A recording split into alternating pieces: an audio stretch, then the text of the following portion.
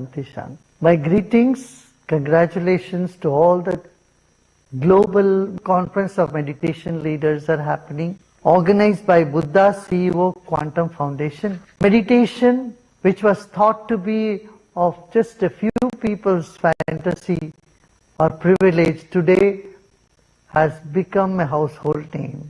Meditation has so many benefits. Like yoga, meditation brings better health, clarity in mind, and spiritual elevation. While few people cannot do asanas or even pranayam, but everyone can do meditation. The myth that meditation is so hard and you cannot silence mind has been dispelled today by all you meditation teachers. So let me congratulate you all for taking up this throughout the world, and now 192 countries came together, unanimously adopted World Meditation Day. So the credit goes to all the meditation teachers of the world.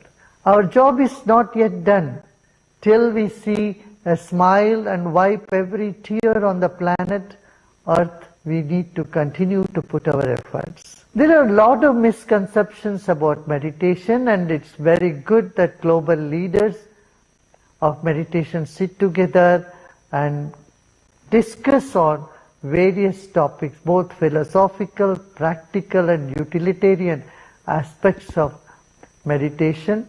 Dear Karthikeyan has been so passionate about meditation, and his dear wife, she was very big fan of meditation and ardent sadhak of meditation. Once again, love and blessings to all of you. Om Shanti. Thank you, thank you, thank you to our masters for giving us these wonderful messages. Till our chief guest arrives, our Honorable Vice President arrives, it is my privilege to introduce our esteemed dignitaries to please come on stage. Shri Padma Shri Dr. D.R. Karthikeyan, former Director of the Central Bureau of Investigation, CBI, and CRPF, Government of India. I would request our dignitaries to please come on stage and so that we can get to know more about GCML, the RCML. He's a chairman of the Global Conference of Meditation Leaders, bringing his vast experience and wisdom to guide this initiative. I would like to invite Padma Shri Dr. H.R. Nagendra ji, founder and chancellor of S. Vyasa University. Dr. Nagendra has been a pioneer in integrating yoga and meditation into academic curricula, promoting holistic education and research. I would like to invite Padma Shri Dr. R.V. Ramani, founder and managing trustee of Shankara Eye Foundation. Dr. Ramani's philanthropic efforts have brought vision and hope to millions, and he continues to inspire with his commitment to service. I would like to also invite Dr. Newton Kondavetti, founder of Quantum Life University. Dr. Kondavetti is renowned for his work in past life regression and spiritual sciences, empowering individuals to explore deeper dimensions of consciousness.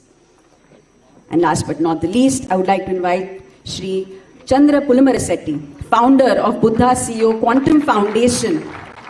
The reason we are all here today, a former corporate executive, Shri Chandra has dedicated his life to merging the principles of mindfulness and leadership, fostering compassionate and purpose-driven communities.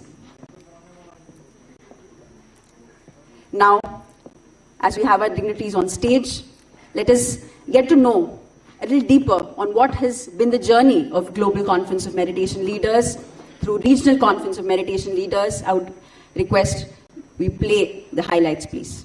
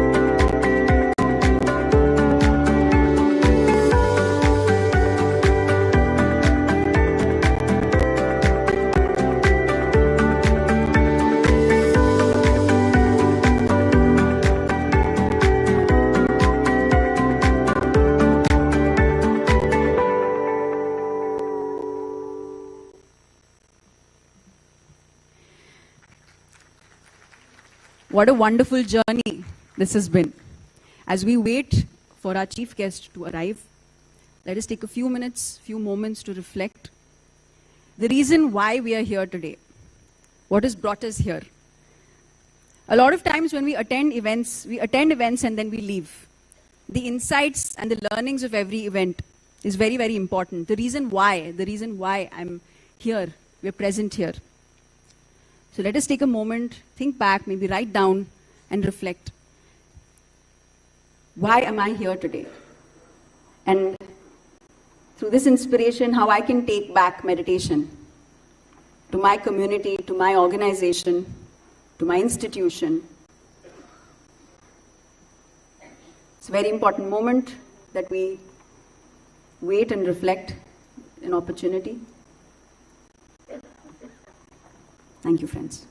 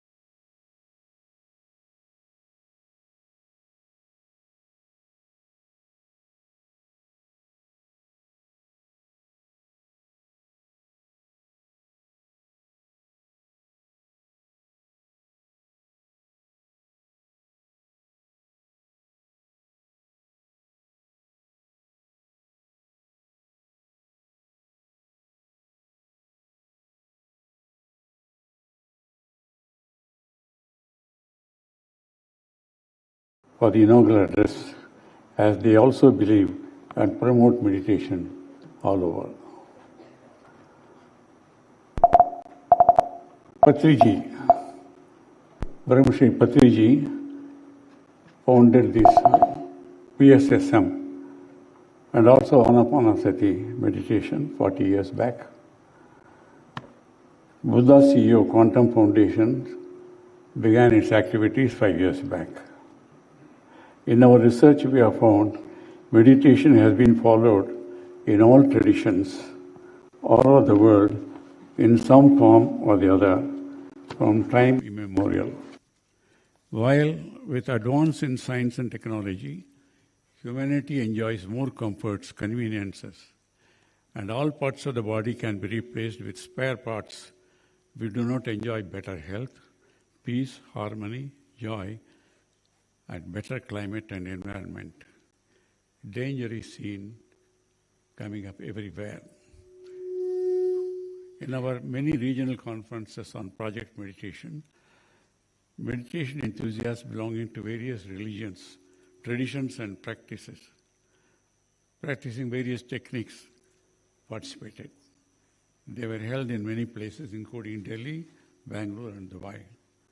The following resolutions were passed unanimously. I quote, as said in the preamble to the UNESCO, violence is taught in the minds of individuals. So the remedy should also be built in the minds of individuals. It is the individuals who form the bricks, the foundation of the family, the society, the nation, the government, and planet as a whole.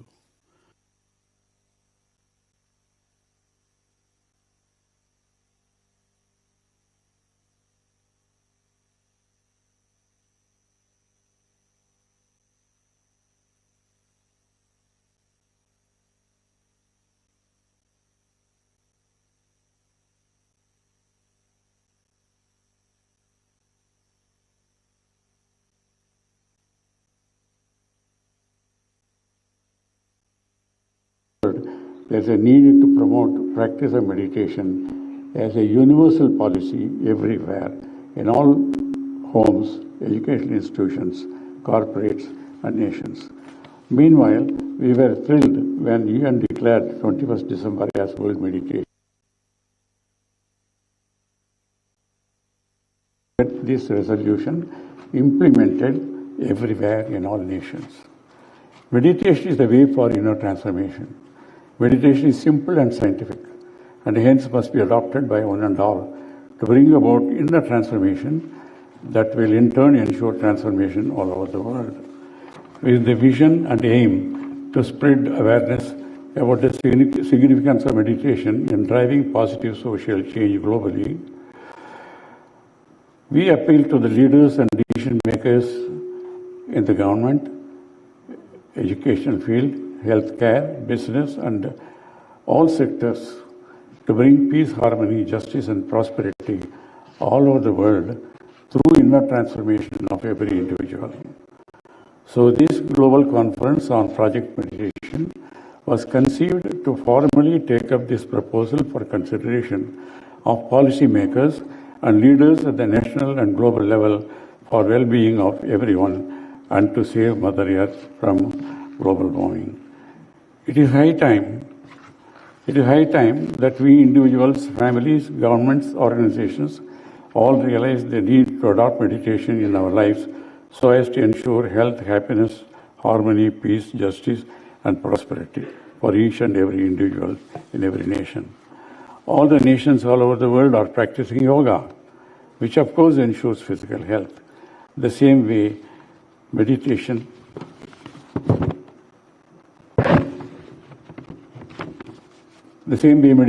which perhaps is more important for mental and emotional health and for ensuring a world without war and to ensure peace, health, and justice. It has to be practiced by everyone, everywhere. At the end of the conference, a resolution will be passed to be sent to heads of governments, policymakers everywhere to implement meditation for everyone, for good of humanity. I extend my hearty welcome to Honorable Chief Justice, Vice President of India, and our respected Daji, and distinguished speakers, scholars, delegates from India, and many other countries, and also the distinguished media personalities. Meditation is miraculous, and only that can save humanity and planet Earth. Dhanyavad. Just one before, on 23rd September 2024, while addressing UN Summit of the Future, our Honorable Prime Minister, Shri Narendra Modi ji, declared, I quote, "For India, one earth, one family and one future is a commitment. Also to realize the vision of our Honorable Prime Minister, the only and surest way, the technology is for everyone, everywhere to learn and practice meditation. It is simple and scientific." Honorable Prime Minister Shri Narendra Modi ji made the appeal in UN General Assembly on 27 September 2014. The world accepted because of the power of his conviction and intention. 21st June was declared unanimously as World Yoga Day. Now, UN has declared already World Meditation Day. Now, with the blessings of the great masters present here, we will appeal to all the governments all over the world. Thank you very much. Namaskar. Jai Hind.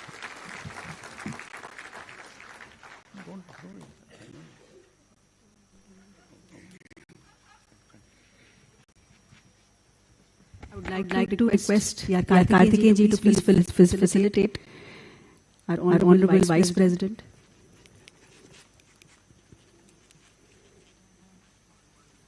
Shri Jagdeep Dhankar ji.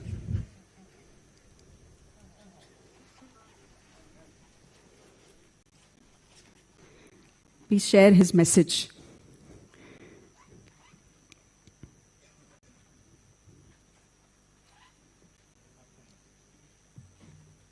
At the battlefield.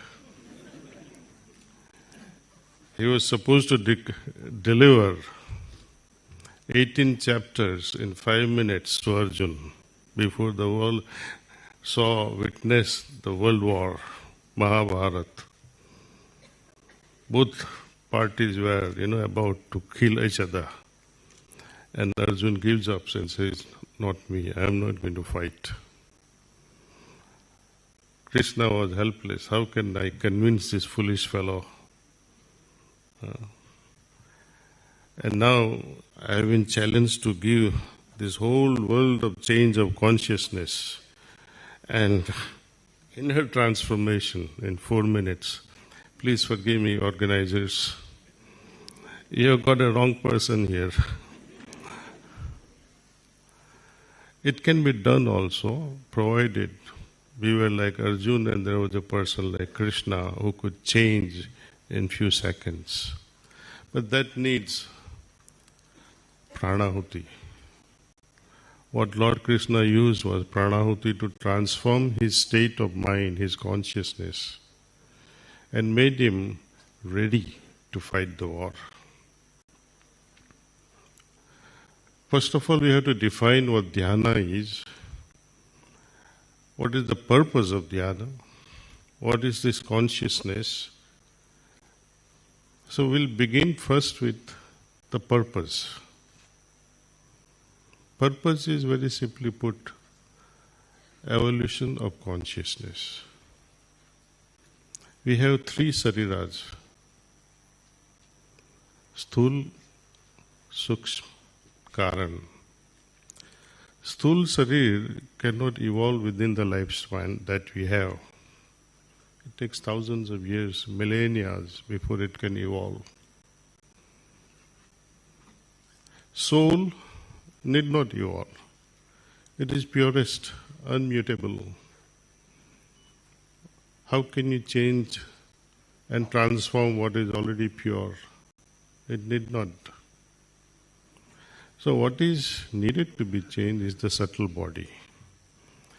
The fundamental mainstream of the subtle body is the river of consciousness, which is supported by manas, buddhi and ahankar.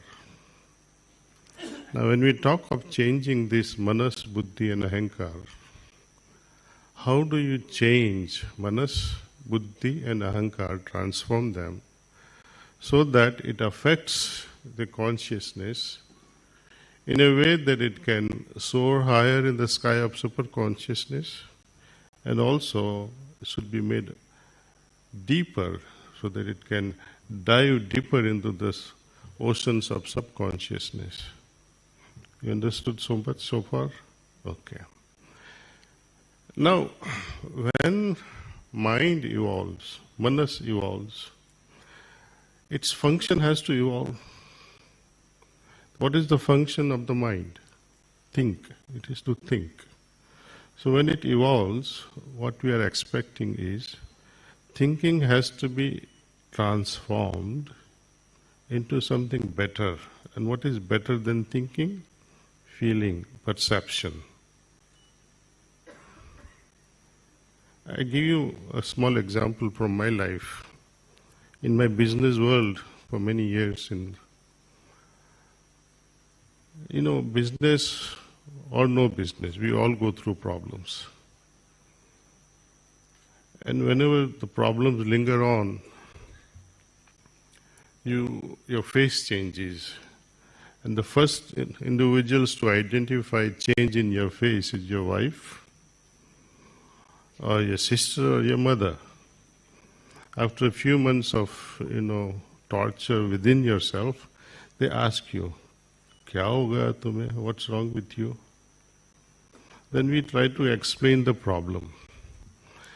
They blurt the solution in less than a minute, for which we struggle 3 months, 4 months, and been wondering why and how. Women don't have brains. You agree? No. I do agree because they have a super heart. And because of this heart, they are able to perceive things bypassing the faculty of the mind. It's a God-given gift to every woman to bypass the brain and use the heart. The ability to perceive is very strong in them. So they come up with a solution 1, 2, 3. While man has to meditate and become more feminine, heart has to become more feminine rather than egoistic. So we need to move on from thinking to feeling. Instead of dissecting with your brain, try to perceive things.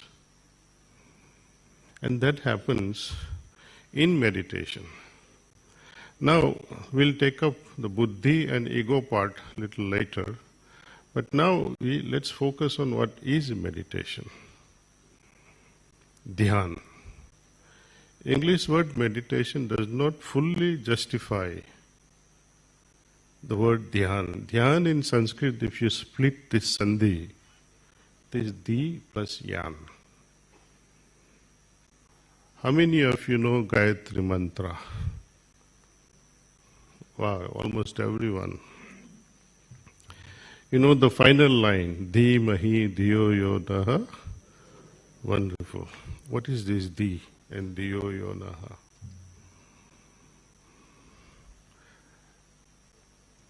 We are saying, my dear mother, the source of everything. You are the source of ultimate wisdom. Di Mahi Diyo Yonaha Prachodayat. So Di means ultimate wisdom, divine knowledge. Yan in Sanskrit means vehicle. So vehicle that transports us to this ultimate wisdom is dhyan. That's the definition I would like to call.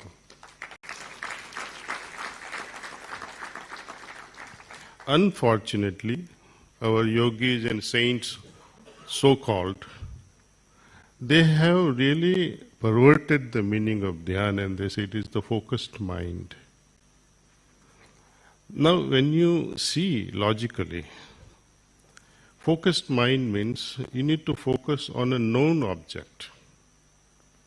Purpose of dhyan is to focus on unknown. So how can you focus on unknown? That cannot be dhyan. But our people have yogis, those who have become udyogis, they give all kinds of, तुम्हारा बेटा पास हो जाएगा, तुम्हारा ये होएगा, उसको focus करवाइए, concentration करवाइए, and they keep churning money.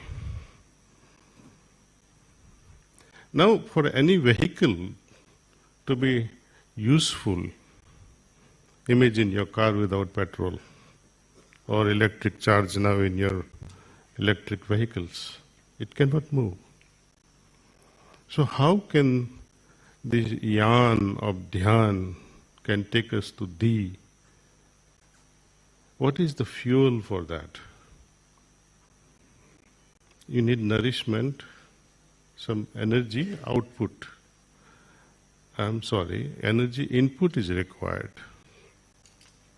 Just as this physical body, annamaya kosha, we call, requires annam, balanced diet, to nourish itself. Manas, we learn from elders, we contemplate, we read, we interact. And that's the source of our enrichment of manomaya and vijnanmaya kosha. How about enriching your soul, your causal body? Is there a solution? That enriching energy that enriches our soul and the energy that propels us into state of samadhi in dhyana are same. It's called pranahuti. Pranasya pranaha. One that gives nourishment to the physical body is something. One that gives nourishment to the mental body is something. Who can provide this pranasya prana?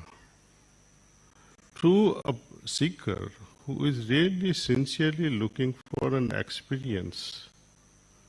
People talk and talk and talk, meditation karo, jap karo, mantra karo, but mantra and japam will keep you focused only on one thing. When you meditate even on the form of Lord Shiva, your mind is focused based on the imagination of the artists that has made the statue. I would like you to think, even when the great personality like Lord Krishna was present during his lifetime, with the actual form also, how many could understand his divinity? Tell me, anyone? Even when he showed his real form, Arjun says, this form scares me. So even when there was a real form, you could not recognize him. How in the world you are going to recognize him with Xerox copies? I'm not insulting any religion. I want you to think very, very seriously your approach. In our Shastras we call Ishwar is Antaryamin. Am I right or wrong? Jose bolo. Thank you. Antaryamin means one who dwells within, जो मुझ में है. हम जब से माँ से पैदा हुए, since then that soul, that Antaryamin, that life giver, that life force is in me. My mother has given me that. That power that sustains me is not outside me. And where is my search? Outside. So how can you succeed? That's why dhyan. We have to meditate with the help of pranahuti.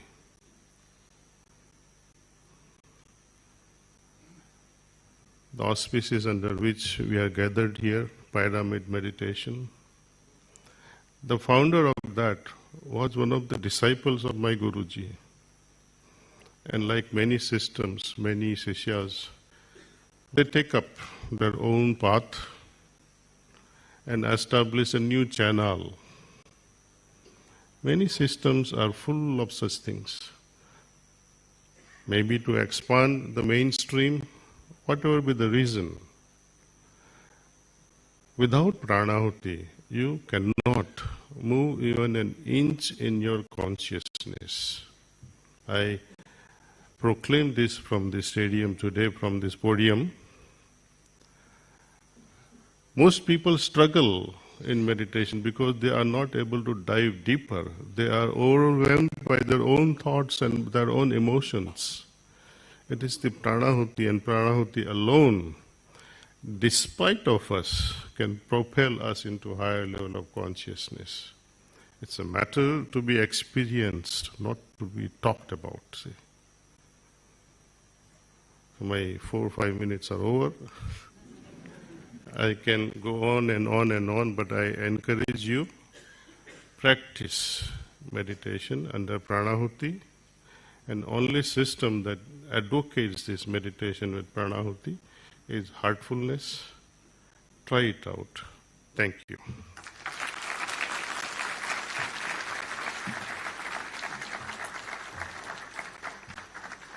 Thank you so much, Daji, for a powerful message for all of us. Now I would like to invite our Honorable Vice President, Shri Jagdeep Dhankar ji, to please share his message and inaugurate Global Conference of Meditation Leaders.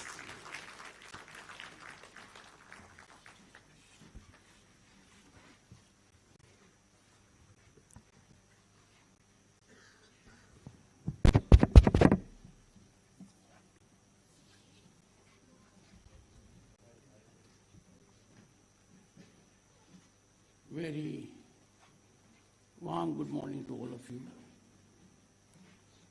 I have faced difficult moments in my life. This one is formidable. To speak on a subject of which I am not even a learner, and to speak after Daji is a task much beyond Himalaya. Most respected Padam Bhushan, Shri Kamlesh Patel ji, Daji, President, Shri Ram Chandra Mission, and Global Guide, Heartfulness Institute. Padam Shri Kartikeyan ji, Shri Chandra Pullam Rasetti ji, Padam Shri Dr. H.R. Nagendra, Dr. Newton Kondaveti, Padam Shri Dr. R.V. Ramani, and distinguished audience. You had a rare feast of intellect. You were imparted most enlightened, sublime thoughts. दाजी की दिल की बात दिल से और हमारे सबके दिल तक, ये इसका सार। Brevity is the soul of wit, has been encapsulated and defined before us moments ago. I disagree with Daji when he said he is the wrong man. For us, the wrong man is the right man at the right time and right for all of us and those outside in the world. This assertion is out of my deep conviction, having been to Kanavanam on 3 occasions, each moment vivid in my memory, ever east, and fully monetized for personal well-being. With one disagreement, right or wrong man, a great agreement. My wife, Dr. Sudesh Dhankar, is a great face reader to the extent I am concerned. So face reading is fundamental.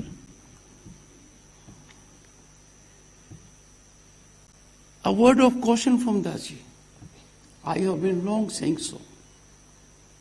In our country, we accord iconic status on parameters that are baffling, sometimes shocking. इसीलिए जब दादी ने कहा so called yogi, so called great politicians, so called great doctors, so called great lawyers, so called great philanthropists, उनका x ray नहीं होना चाहिए, CT scan नहीं होना चाहिए, उनकी सीधी EMI वेरी थोड़े. योगी उद्यमी बन जाए, ये भारतीय संस्कृति के लिए चमत्कारिक रहस्य उद्घाटन है. आप हम सब इसको देख रहे हैं. Ladies and gentlemen, it is my profound privilege to inaugurate the second global conference of meditation leaders.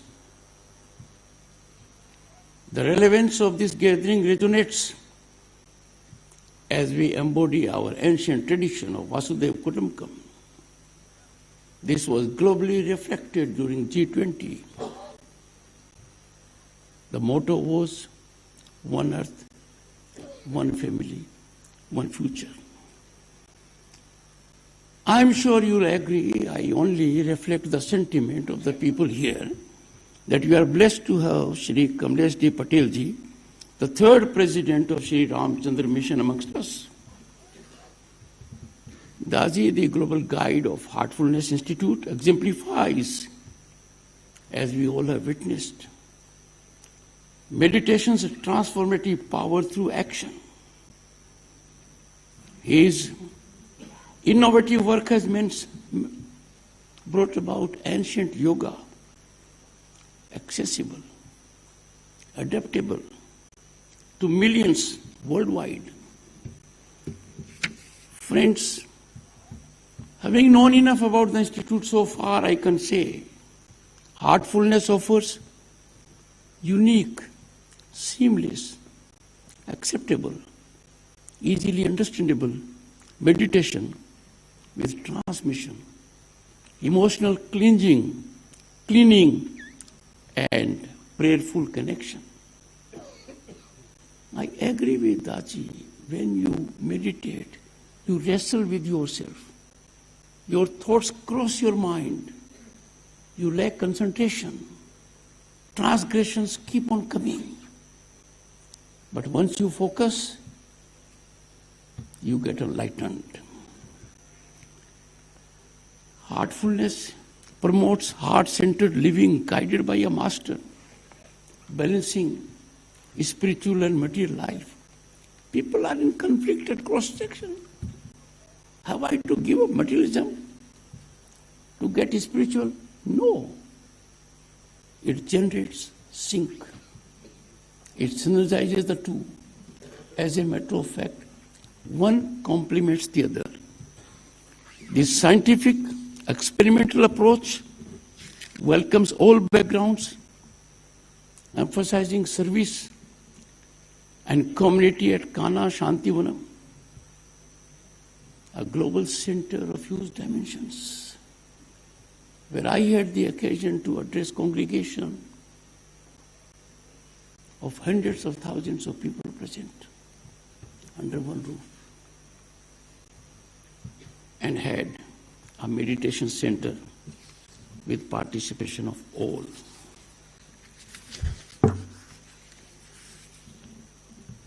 Pranauti, integration of this, it brings about masterful bridge between contemporary needs and ancient wisdom.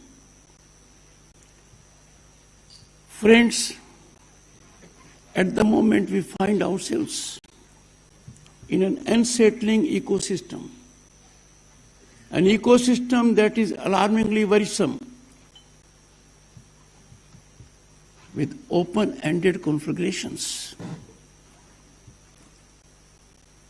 Base human instincts overshadow sublimity. As humanity faces existential challenges, and let me tell you, friends, climate change menace is not the only one, though it is at the forefront. The scale of mental disturbance manifesting as depression and anxiety has emerged as a critical medical challenge. What a travesty!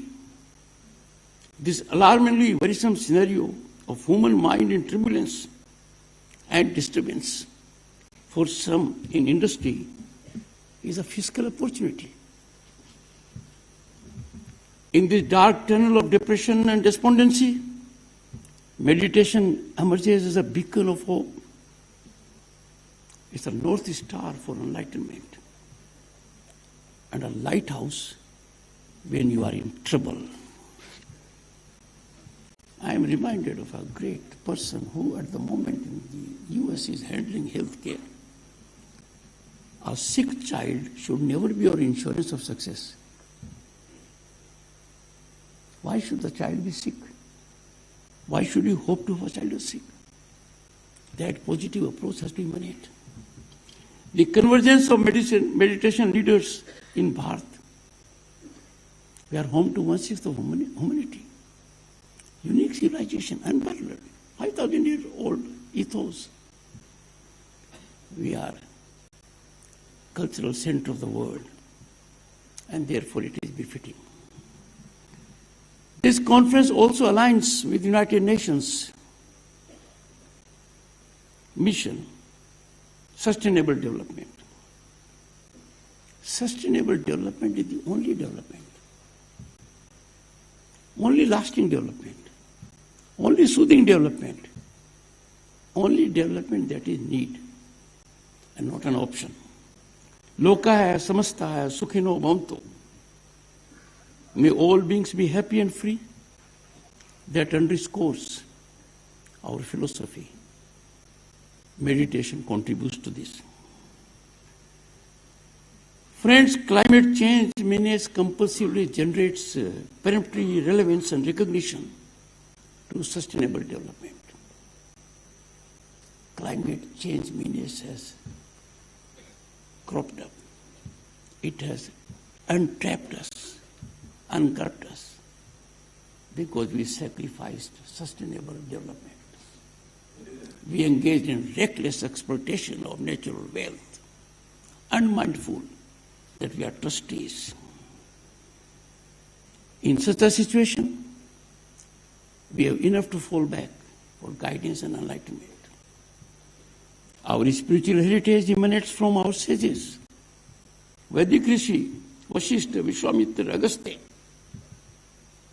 In modern times, Ramakrishna Paramahansa, Sri Raman Maharshi. And friends, we are blessed with the presence of one, Sri Kamlesh Patel Dasji amongst us.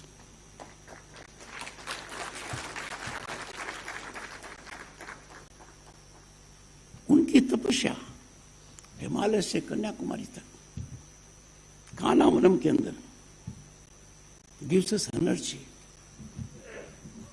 Did you focus on communication today? He connected, not through your mind, not through your heart. He connected to your soul.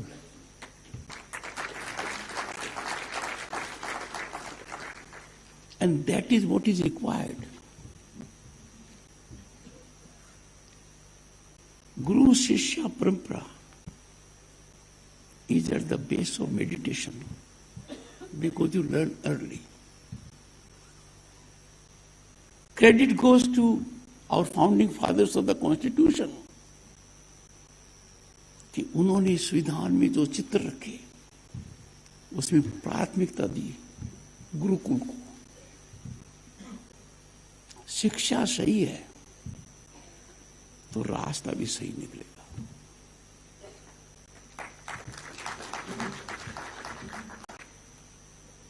हमारे जो मठ हैं establish किए गए आदि शंकराचार्य, मुझे सौभाग्य मिला है कुछ जगह जाने का और महानुभावों का दर्शन करने का भी। ज्योतिर्मठ, श्रृंगेरी, पुरी और Dwarka, they are source and epicenter of timeless wisdom. Sacrifice, अहम नहीं है, अहंकार नहीं है। अहम आ गया, अहंकार आ गया तो अंधकार आ गया। वो अंधकार सबसे पहले आपको खत्म करता है। Arjun was at cross roads और कुछ भी कर सकता था। जस्टिफाइबल ऑप्शंस थे to go for blood relationship,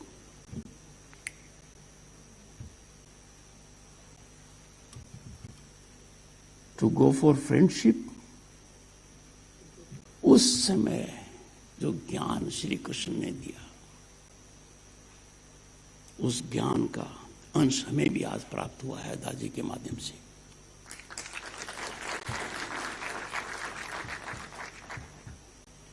because Bharat 5000 साल की संस्कृति, कितनी बड़ी विरासत है, दुनिया में कोई दूसरा उदाहरण नहीं है। आज खतरे महसूस कर रही है। मेरी दृढ़ मान्यता है मेडिटेशन हर हालत में किया जा सकता है, पर युद्ध के दौरान नहीं हो सकता। एक वातावरण स्थापित होना चाहिए। वो तभी है when the world is governed by rule based order। हमने रूल बेस्ड ऑर्डर को बड़ा चैलेंज होते हुए देखा है। आजकल समुद्र में ज्यादा हो रहा है। हिंदुस्तान के सामने जो चुनौतियां हैं वो भयावह हैं। वह हमारे मन को भयभीत करती हैं। Let me indicate, distinguished audience, some of these. एक, non-organic demographic dislocation। किस तरीके से, साजिशपूर्ण तरीके से, सुनियोजित तरीके से भारत पर एक तरीके से कब्जा करने की दृष्टि से we are having disproportionate demographic variations in some segments. वो चिंतन का विषय है। समय रहते हुए ध्यान नहीं दिया गया तो खतरा ऐसे होगा कि पानी सर के ऊपर से चला गया। दूसरा, allurement to bring about change of religion। हमारा संविधान कहता है हर किसी को स्वतंत्रता है, चाहे सो धर्म अपनाए, पर इसमें लालच आ गया, इसमें लोभ आ गया और आप बदल गए और आपको नहीं पता आप बदलाने वाले क्या कर रहे हैं। मैं मेरी आंखों के सामने देख रहा हूं this sinister design with pernicious motivations, fiscally fueled to put us in servitude, is taking place. We are driven by age-old wisdom, knowledge of Vedas, Purana, हमें आज सजग रहना पड़ेगा। हर भारतीय को जानना पड़ेगा भारतीयता मेरी पहचान है, राष्ट्र धर्म मेरा सबसे बड़ा धर्म है, नेशनलिज्म इज अपरमोस्ट। तभी देश के अंदर मेडिटेशन का एक ऐसा वातावरण बनेगा। व्यक्ति मेडिटेट कर सकता है, पर चारों तरफ का वायुमंडल यदि अगर स्ट्रेस का हो, टेंशन का हो, तो एक रास्ता निकालना पड़ता है। और हाल में जो रेवोल्यूशन हुआ है, मैं तो दंग रह गया। What has been revealed by President of the United States with full sense of responsibility. The democratic process of this country was so to be moderated, manipulated, to dent purity of our electoral system. I'm sure it emanates from a person in authority. Because one thing is right, because that is factual. Amount was given. Amount is not small. Chanakya नीति को अपनाना चाहिए, इसकी जड़ में जाना चाहिए, जड़ से नष्ट करना चाहिए, पता लगाना चाहिए वो कौन लोग हैं जिन्होंने इस प्रकार के आक्रमण को स्वीकार किया, हमारे प्रजातांत्रिक मूल्यों के ऊपर इतना बड़ा कुठाराघात किया। उन ताकतों पर प्रतिघात करना हमारा राष्ट्र धर्म है। उनको बेनकाब करना होगा,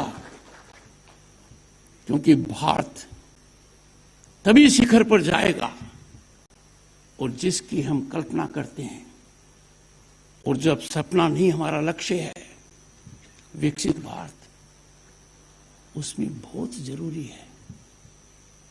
अंग्रेजी शब्द कम पड़ता है, दादी ने बिल्कुल सही कहा। मेडिटेशन डज नॉट डिफाइन, जो दादी ने कहा है, जो प्रैक्टिस करते हैं, उसके लिए वातावरण होना चाहिए।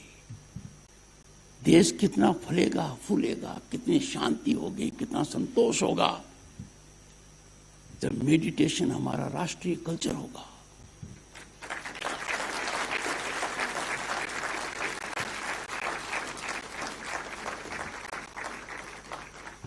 जमाना था विक्रमशिला, नालंदा, तक्षशिला, 1200 साल पहले तो थे ही। क्या बर्बरता हुई, क्या क्रूरता हुई। और look at the extremity, enormity of barbarity, destroyed our places of culture and superimpose theirs.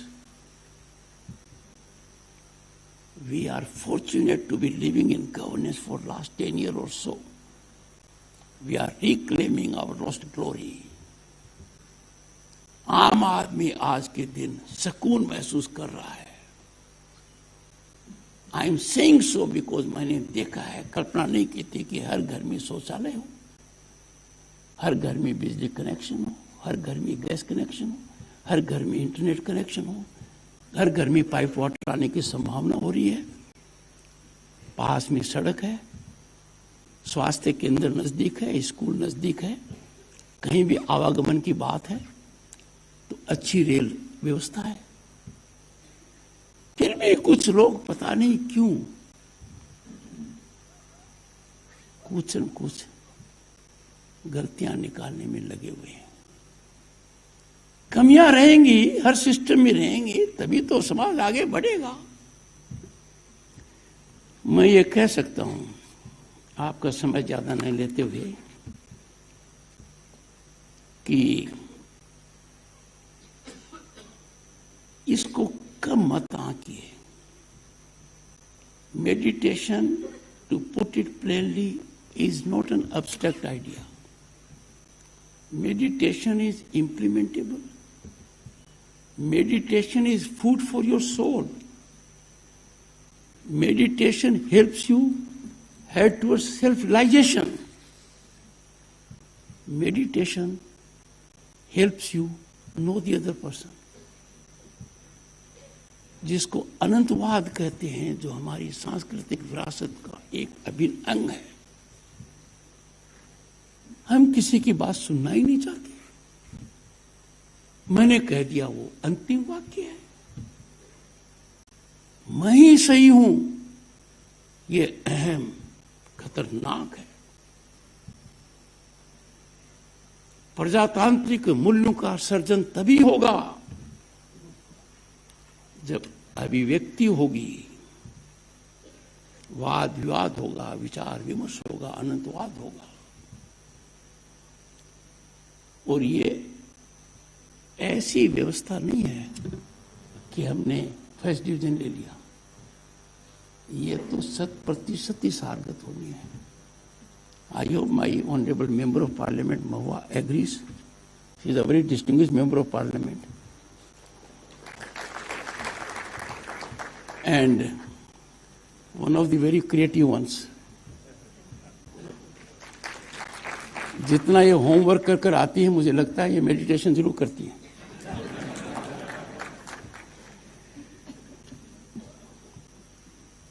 इस देश को कहां से देखूं, देखता ही रह जाऊंगा,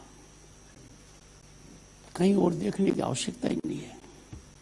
अजंता के केव से लेकर कैलाश पर्वत की पीक देख लो, गंगा बैंक से रामेश्वर तक पहुंच जाओ, बीच में कान्हा चले जाओ, एकदम ठीक है।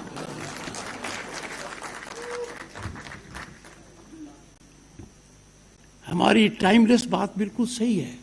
आई एम कंक्लूडिंग, क्योंकि मैंने पहले भी कहा, जब ये ग्लास देते हैं ना, तो मुझे ये संकेत देते हैं दादी कि आपके पास समय खत्म हो गया है, 3-4 मिनट में खत्म करो।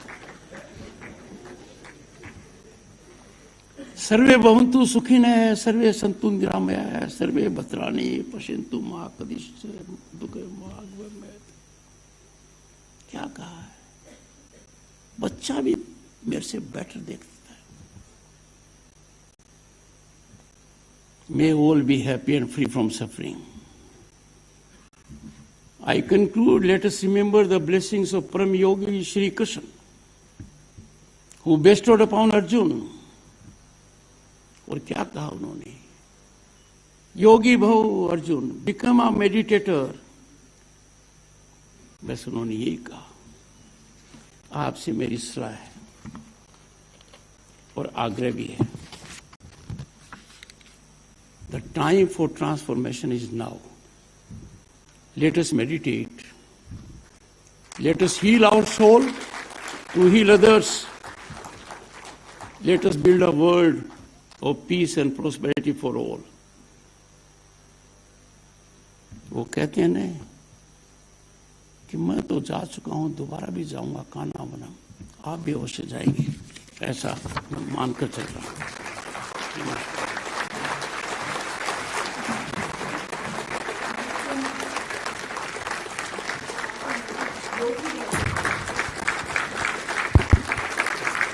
Let us all stand up for the national anthem.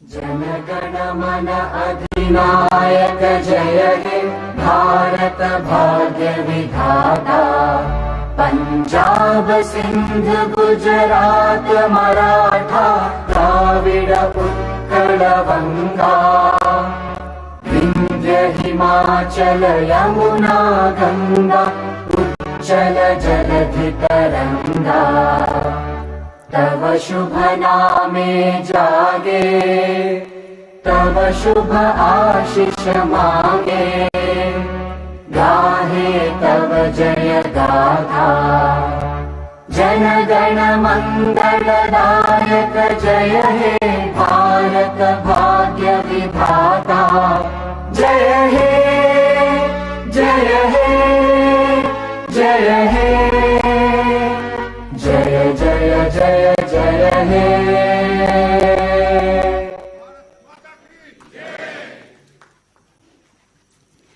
Thank you so much for this powerful message.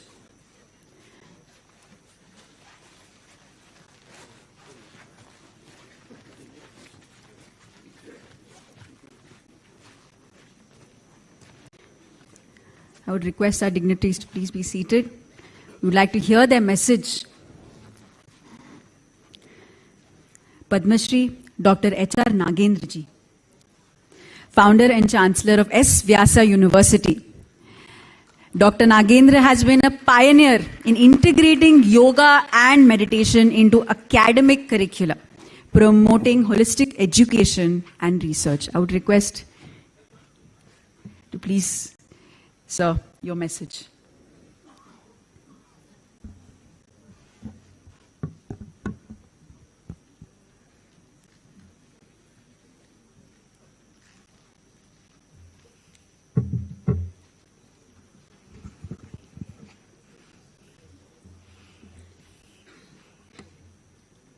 शनै शनैरुपरमेत् बुद्ध्या धृतिगृहीतया आत्मसंस्थं मनः कृत्वा न किञ्चिदपि चिन्तयेत्. My dear brothers and sisters, I congratulate Buddha CEO for having organized this wonderful, very relevant and important conclave conference in this beautiful hall. What a joy it is to have the galaxy of such great personalities who have promoted meditation. And I offer our salutations to Daji and all other great meditators who have made this such a grand event. What is the purpose of meditation? In the Upanishads it is said, the goal of life, the objective of life is dukkha nivrutti and sukha prapti. We should get more and more happiness, not merely health alone. Health helps us, but at the same time we should move towards more happiness and to remove all the dukkhas. Dukkha in various forms, in the form of stressors, tensions, and various modern ailments, everything should go away. So what is the tool for that? That is dhyana, meditation. Already you have heard the wonderful exposition by our Daji about the various dimensions of the meditation. And today there are a large number of meditation techniques that are available. One of our friends from Moraji Desai Institute have compiled all these meditation techniques, 120 of them, and made a wonderful book several years back. So people have been developing newer and newer techniques of meditation, but there are also the standardized meditation techniques that are available. And our Patriji was one of the persons who brought meditation with a very simple Anapana meditation, which has spread to millions of people all over the country. I congratulate Patriji and his entire team for making this possible. Similarly, I don't have to talk about Daji, who has brought this to not millions, maybe crores of people throughout the world. And we are so delighted to have him also talk about these things in this conference. So I bring greetings to all of you from S. Vyasa Yoga University, in which we are trying to build the scientific dimensions related to meditation. Maharishi Mahesh Yogi brought the various dimensions of scientific aspects of meditation with nearly 400 to 500 research papers, which was published in coordination with Harvard University. He showed what happens at all levels, at the body level, at the prana level, mind level, emotional level, and how IQ, emotions, efficiency can all grow continuously through meditation. And you are going to hear the research dimensions from various wonderful researchers who are going to present in this conference. Our Dr. Manjunath Sharma and many others are going to present various dimensions of research, how meditation brings this, and what is the way forward, and where we have to go further. Patanjali has given the direction that from dhyana you have to go to samadhi, the eighth limb of this thing, and in which there is a quantum jump in consciousness to expand the dimensions of happiness from our normal level to much higher levels, in which there is also going to be extrasensory perceptions and several other things that develop. And we have such wonderful people who have joined here for this conference. We have Vergji and many others who have been able to bring newer dimensions into existence. And we are going to get the exposition of these things in this conference, which we are going to hear and enjoy. With that, once again, I bring greetings to all of you from SVSI University and invite you to come to our Pranauti campus, where we have set up the best of the research labs in which we can measure all aspects that are in the body level, at the brain level, and sleep level, and including prana, mind, emotion levels, and bring these dimensions to people at large. Namaskar, dhanyavad. Thank you so much, sir, for such a wonderful message. And I would like to invite Padma Shri Dr. R.V. Ramaniji, founder and managing trustee of Shankara Eye Foundation. His philanthropic efforts have brought vision and hope to millions, and he continues to inspire with his commitment to service. Your message, sir.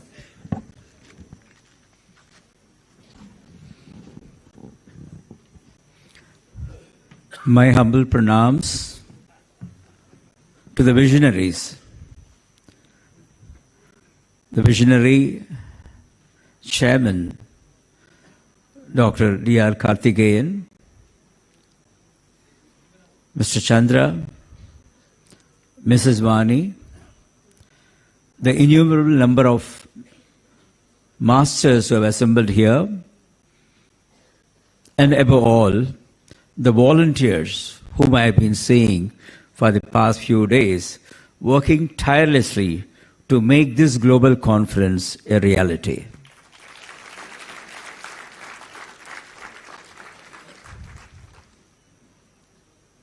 The second global conference of meditation experts, which is being done over here,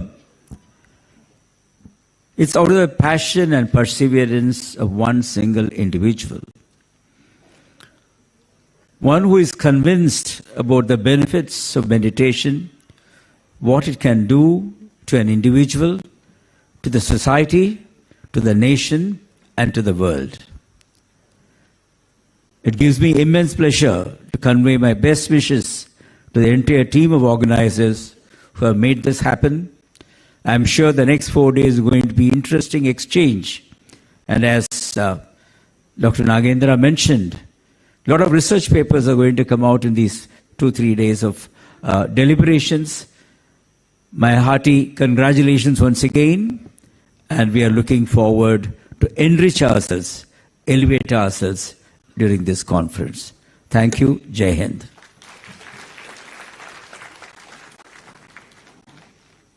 Thank you so much, sir. Thank you so much for your messages. For our next session, I would like to give a few short introduction about Padma Bhushan Kamlesh D. Patel ji, as we very well know as Taji. He's a worldwide spiritual leader and is the president of Sri Ramchandra Mission, a not-for-profit organization founded in 1945 and associated with the United Nations Department of Public Information since 2014. To understand further about Daji and his work, I would request the team to play a wonderful introduction into heartfulness, Kanha Shantivanam.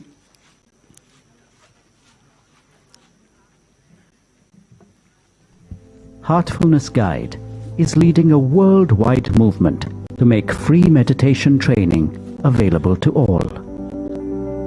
With the help of 16,000 volunteer trainers and over 10 million practitioners in 160 countries, Daji has transformed many lives.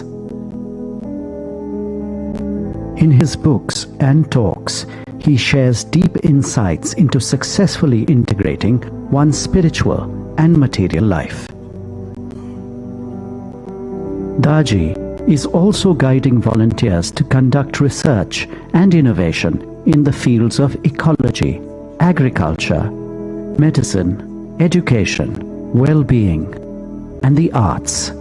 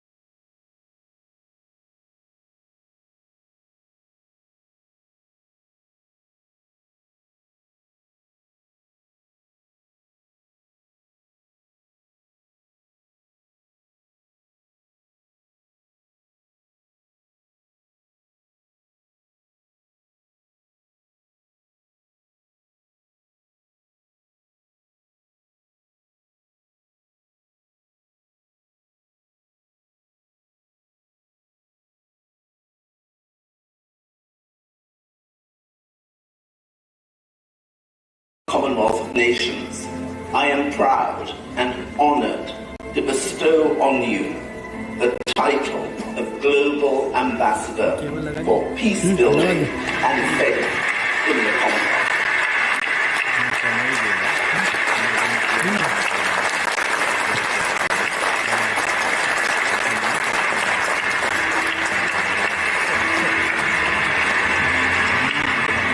भाई कमलेश जी, जो हम सबको जो है नेताजी के रूप में ही जानते हैं,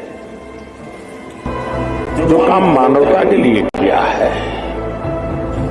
वो वाकई अद्भुत है।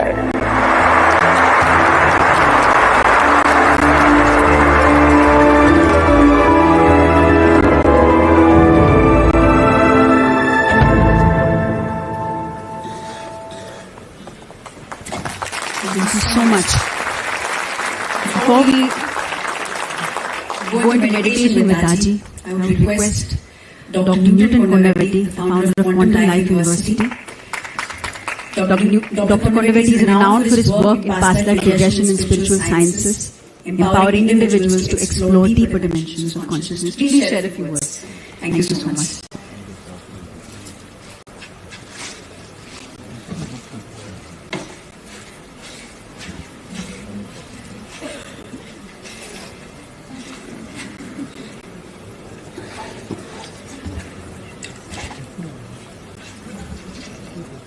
Pranams, Shubhodai, and lots of appreciation to Buddha CEO Foundation for organizing this amazing global conference for leaders, meditation leaders. And it is such an event which is the dream of Brahmarshi Pitamaha Patriji to make this meditation global. And we need such conferences. This is the need of the hour. We experienced on planet Earth, endemics, epidemics, pandemics also.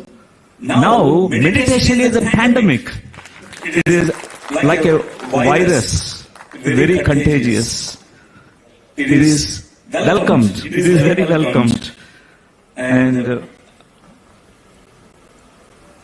I have deep respect to all the global meditation leaders here and all of you who are sitting here. And Brahmarshi Pitamaha Patriji, what I personally experienced with this grandest master, he is the very essence of all the Vedas and Upanishads. Whatever the ancient wisdom of Bharat Desh, he has actually distilled it. India is the pioneering spiritual country. There is an undercurrent, river of wisdom, always. But we need a master who actually can make it available, accessible to the lay people, to the common people, to everyone. So, what was achieved by Brahmarshi Pitamaha Patriji, it is remarkable. Nook and corners of Andhra Pradesh and Telangana, including Bangladesh, and in many countries across the globe, meditation was popularized. He made it so simplified, breath awareness, watching the breathing process, Anapanasati meditation. I'm a great fan of this meditation practice because I was immensely benefited from it. So we know in India, in the ancient times, there used to be one spiritual leader one Guru, one Buddha, and many followers. One to many. That was the formula. In the ancient times, it is changed. It is completely transformed by Brahmarshi Pitama Patriji, because he made it many to many. Many Buddhas and many ones to learn this. Not one. It is the greatest revolution started by Brahmarshi Pitama Patriji and Sri Chandrasekhar Ji, a Grand Master who has been dedicated his life for spreading this to all the corporates, to all the organizations, to all the NGOs, all the companies across the globe. It is such a greatest mission, vision, task that he has taken up. My deepest respects to Sri D.R. Karthikeyan ji, who is always there as a backbone. Whatever that spiritual events that happen in India, he is always there supporting everyone. మన దాజీ గారికి చాలా ప్రత్యేకమైన ధన్యవాదాలు చెప్తాను. ఆయన యొక్క greatest contribution, అయితే యోగదానం ఎంతోమంది లక్షల మందిని ధ్యానులుగా మార్చాడు. విశ్వశక్తి నుంచి మనకు హృదయానికి వస్తుంటుంది. మనం ఏ ధ్యానం చేస్తున్న ప్రక్రియలో ఈ ప్రాణాహుతి మన దగ్గరకు వస్తుంది. అది మనకు మన టువర్డ్స్ హార్ట్, దాంతో మనకు యాటిట్యూడ్స్, పాజిటివ్ యాటిట్యూడ్ డెవలప్ అవుతుంది. తర్వాత మనకు ఆకర్షణ జరుగుతుంది. మీరే చూడగలుగుతారు. ఇదే ఇష్టం.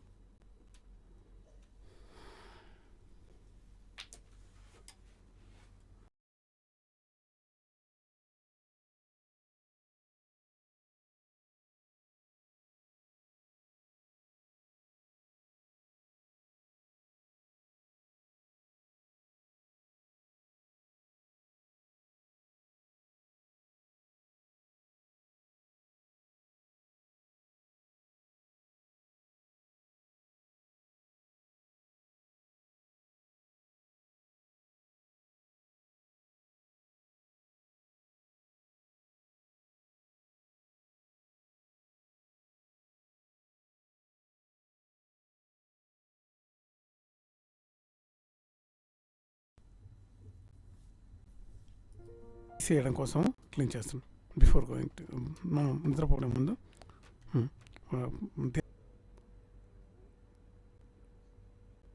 ఎలాగైతే మన తల్లి గర్భం నుంచి మనం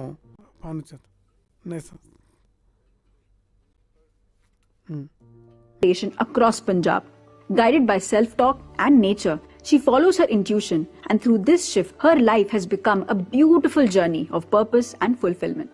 अपनी श्वासों के साथ होती हूँ तो मुझे एक आवाज़ सुनता है कान में टिंग की तरह, तो उसके बाद मुझे ऐसे अपने आप से कनेक्शन हो जाता है कि ये मेरे लिए गाइडेंस है.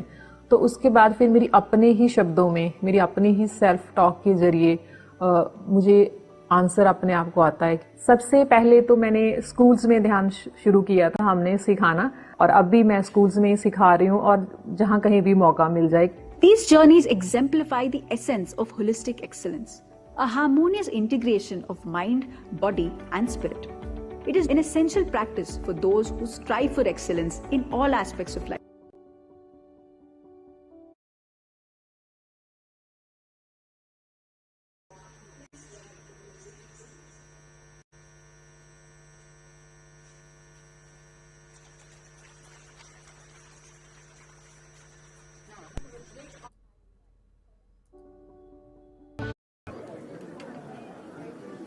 Meditation has got two wings. Like a bird has got two wings. The two wings are mindfulness and meditation. Mindfulness in whatever you do, you should do with full focus, full attention. Meditation is miraculous. So meditation is the only method by which we can make individuals responsible. A meditator gives out positive vibrations. If I can heal myself out of my own mental anxiety and physical illnesses, that is because of the positive vibrations. For a long time in my company, Cognizant, we were looking for funding, and for a long period of time it was not happening. But then I started visualizing, and one of the things that we learn here, and started talking in a positive way to all our colleagues, and we actually got funding for more than what we were expecting.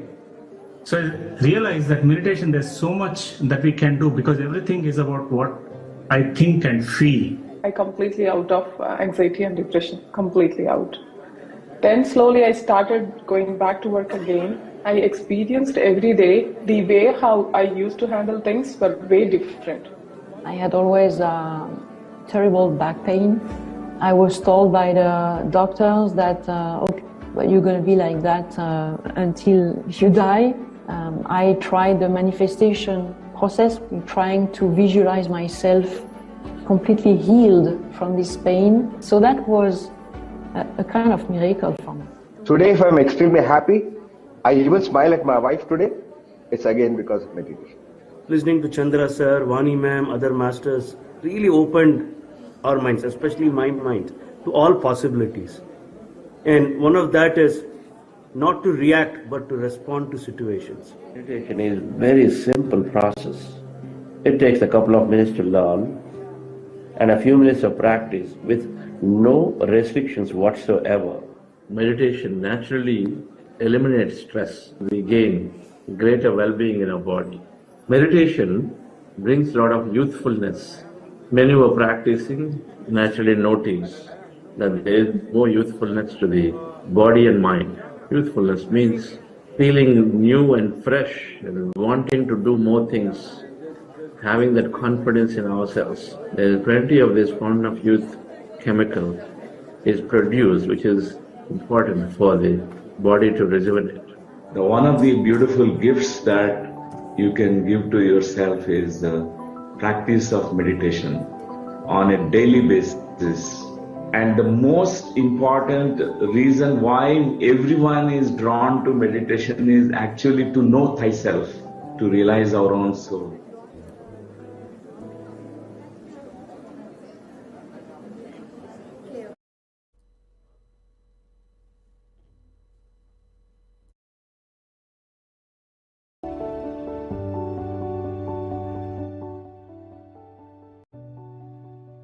Retreats and intensive training programs.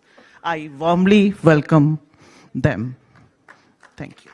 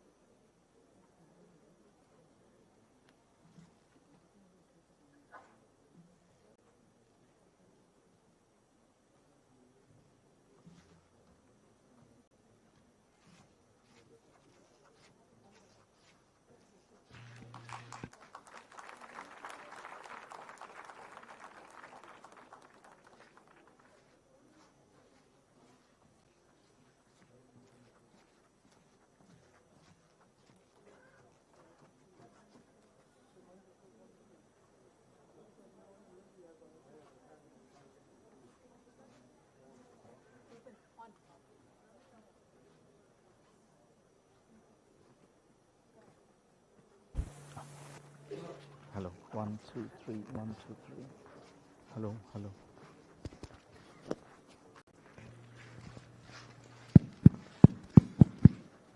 Hello, hello. Hello, 1, 2, 3, 1, 2, 3. 1, 2, 3. Yeah, perfect. Up. Pranams, my dear friends.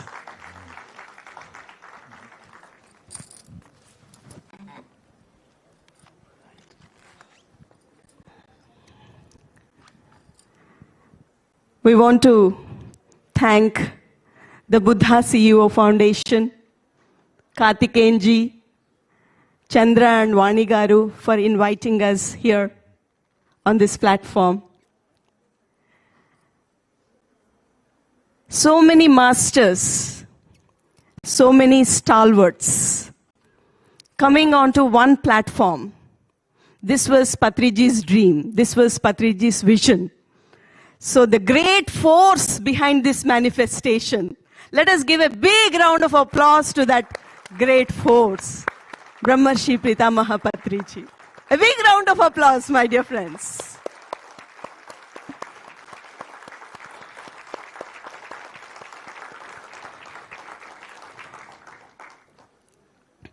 So today's topic, art of letting go and non-attachment. This samsara is full of pain and suffering. Pain is inevitable. Suffering is optional. There is pain, but you can choose to suffer, whether you want to suffer or not. So one day, this young man went to Socrates and asked, Master, I'm so confused because there's so much suffering in this world. The relationships, the problems. So what do you advise? Should I get married or not? Then Socrates said, you should get married. What if I don't get a good wife? Then Socrates immediately answered, if you get a good wife, you'll be happy. If you don't get a good wife, you'll be enlightened.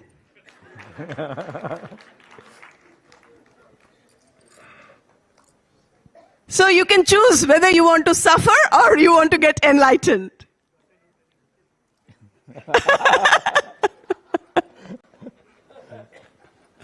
So friends, the root of suffering is attachment. So attachment is a state of emotional clinging caused by the belief that by not having something or someone, you will not be happy. So this state of emotional clinging has two components. One is a positive component and one is the negative component. The positive component is the flash of pleasure, the excitement you experience when you get something that you want. And the negative component is a sense of terror, a sense of tension, fear that accompanies this attachment. If I just have to give you an example, if a young man is in deep love with this beautiful girl, so every day he's just going to her and proposing her, but she is not saying yes. So he continued to follow her for 5 years. And after that 5 years, one day she says yes. Wow. Right? What an excitement. What a pleasure. What a joy. Because he could get what he wanted. But along with that, there is this fear that what if I lose this person? I loved her so much. And after waiting for so many years, I got her. Now what if I lose her? Then I will lose my happiness, my joy. So friends, from avidya emanates aviveka. So we lose the discrimination. What is right, what is not right, what is true, what is not true, what is permanent, what is not permanent. And from that aviveka comes the abhimana and ahankara. And from that abhimana, raga dvesha. So what is raga? The attachment you have for things, for people in your life. So for example, if you have this habit of eating jalebi after having dinner every day, that jalebi gives you so much pleasure. You're so happy eating that jalebi. But one day you went to a different place and in that place jalebi is not available. You have so much money. You have people. So you have sent all your people in search of jalebi, but they couldn't find that jalebi. So not able to have that jalebi will create so much pain for you. Oh, today, what will I do? I can't sleep without having jalebi. And even anger also comes. How come you are not able to find jalebi for me? So friends, this is how this raga dvesha. And raga is as dangerous as dvesha. So there are actually 4 sthithis. And we all have this raga and dvesha. So all those who are on the spiritual path, you have to look into yourself. What attachments you have. And in which sthiti you are in. So friends, there are 4 sthithis. One is called dagda. That means this raga and dvesha, they are burnt. And the second is tanu, where they have thinned out. And the third is vichina, where it is in a concealed form. And then the 4th state is called udara, where it is in a fully expanded state. So we have these elements of raga and dvesha within us. So for a yogi, for an enlightened one, he or she, that yogi, is in this state of 1 and 2, where the raga and dvesha are completely burnt out. Like for example, if you meet an enlightened master, if you're doing something wrong, that master might get angry at you, shout at you, but it is for only 1 second. He is expressing that anger just to correct you. So most of the time we don't understand why these enlightened people, they get angry. Just for that moment, for that second, he is expressing his anger. And then no raga, no dvesha towards anybody. And the narrowed state also. Sometimes we are all in this path, in this spiritual path. So we have little bit of that. But we can balance ourselves. We are in that balanced state.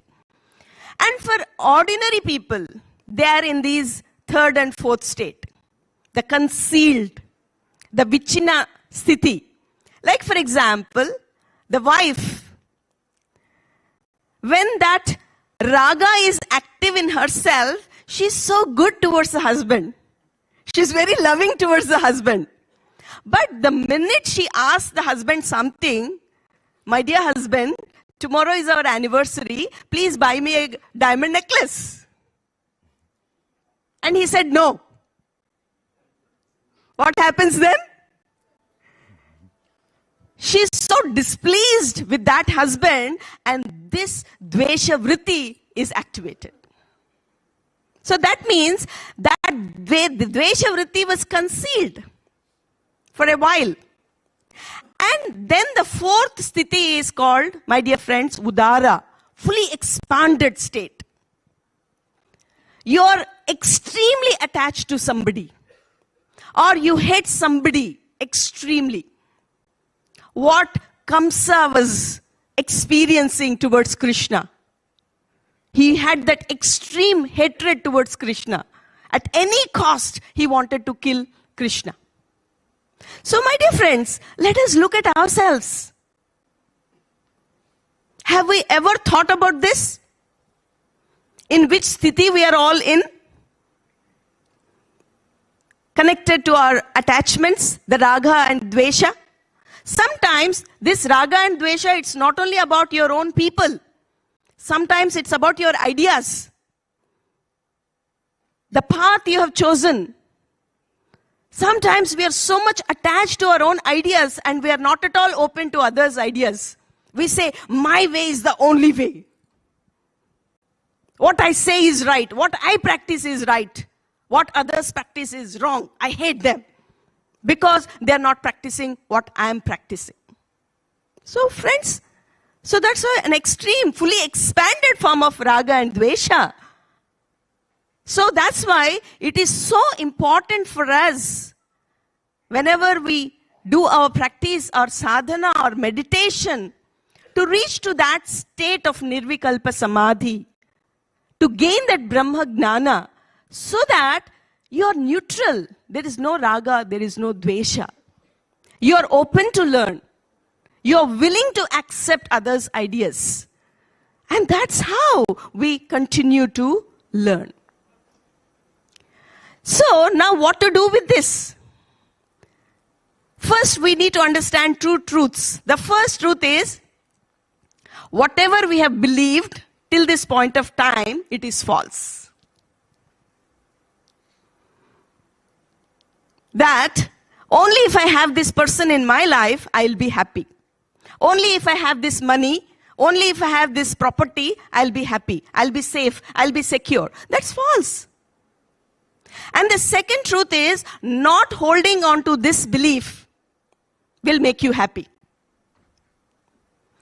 I'm not asking you to renounce everything. I'm not asking you to run away. No, you can have everything. You can have all the positions. You can have all the money. But not getting attached to it, being in a non-attached state, you'll be so peaceful. You'll be so relaxed. You enjoy whatever you have, my dear friends, in that state of non-attachment. So now what to do with these attachments? Very simple. Drop them.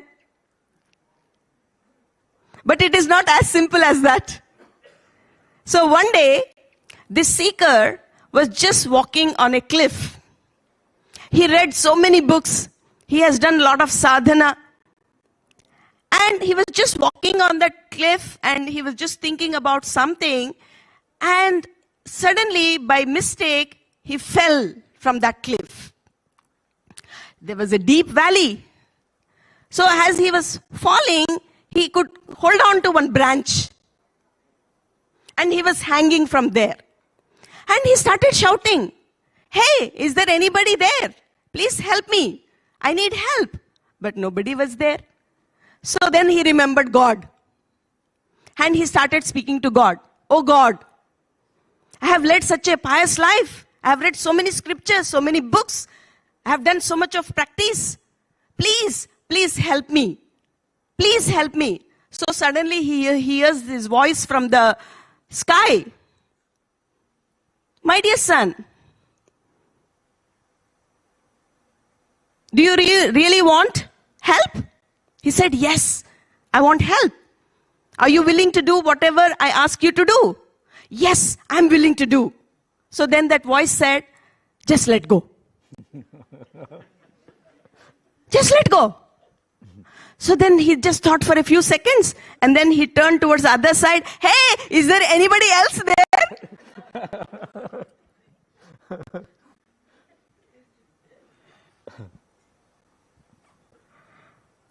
So friends, unless until we let go of these attachments, how is it possible for us to move to the higher planes? Whatever our esteemed masters were sharing in the morning session,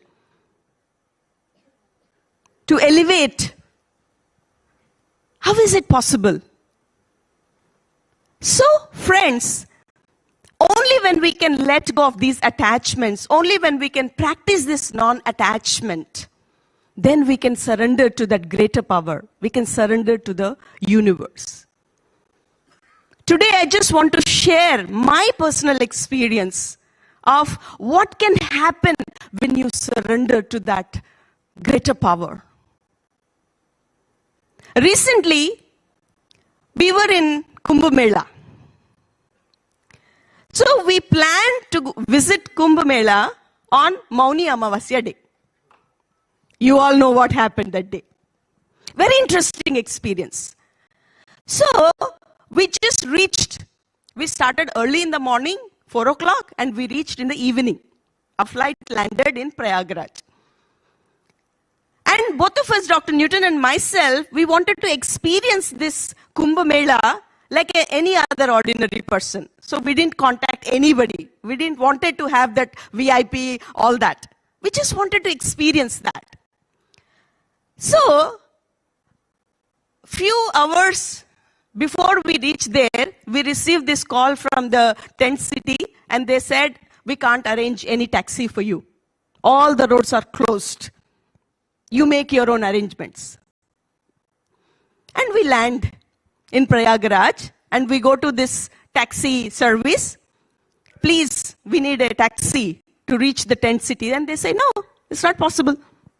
No taxis. All roads are closed because we are expecting around 15 crores of people. So we have to take all the precautions. So, but how to reach? We landed there with two big suitcases. And now they are telling us, it's not possible. Taxis are 20 kilometers. How to reach that place? So I was a little upset. What is this? We came here to have this experience. And what is this? The minute we landed, something like this is happening. So then Dr. Newton told me, just relax. Because I'm not as evolved as Dr. Newton. He's always in that surrender mode. So he told me, let us just sit in silence for a few minutes. Let us surrender. So we just sat in silence for 15 to 20 minutes. And then this fellow comes from the taxi service and says, we could arrange one taxi. We could arrange one taxi. And Dr. Newton said, let us visualize. Let us visualize that we are reaching that tent city in the taxi. So we just visualize. So then what happened? They told us in the beginning itself, see, all the roads are closed now. So we will drop you to that extent wherever we can reach. So maybe, you have to walk for 10 kilometers or 15 kilometers, we don't know. So we said, okay, that's fine. Then I said, universe, we are surrendering now. Whatever experience you're going to give us, we'll enjoy that. So then what happened? We got into that cab and the gates were open. And we reached our destination, the tent city. How is it possible? It is not possible otherwise, but it was possible. And we reached at 8 o'clock and we went to the reception and we asked the reception people, tomorrow is Mauni Amavasya, we want to go to Triveni Sangam and we want to take a dip. Because they had all these packages, special packages, taking in the boat and all that. They said, we are sorry. We are sorry, it's not possible. There is no permission for the boats. Everything is cancelled. All the roads are closed. It is not possible to take a dip in the Triveni Sangam. If you want, you can just go to the nearby ghat and you can take bath. That's it. After 2-3 days, it is possible, but not tomorrow. So then, what to do? We just went back. And there was this boy who was helping us in the tent. And casually I asked him, is it possible to go to Triveni Sangam? And that boy said, yes, ma'am, it is possible. I will take you tomorrow morning at 4 o'clock to the Triveni Sangam in the boat. But how is it possible? All the VIP things, everything got, I will take you to the Sangam. Please be ready at 4 o'clock. So then 4 o'clock, we got up and we were calling this boy and no, he's not picking up the phone. So maybe this fellow is, everybody thought, but I believed in him. So all the other group people were just going to the ghat nearby to take a dip. And this boy is not there. So what to do? If we wait for him, then we will miss this opportunity also. But I said, no, we will wait for 10 minutes for that boy. And we waited for 10 minutes and this boy comes running.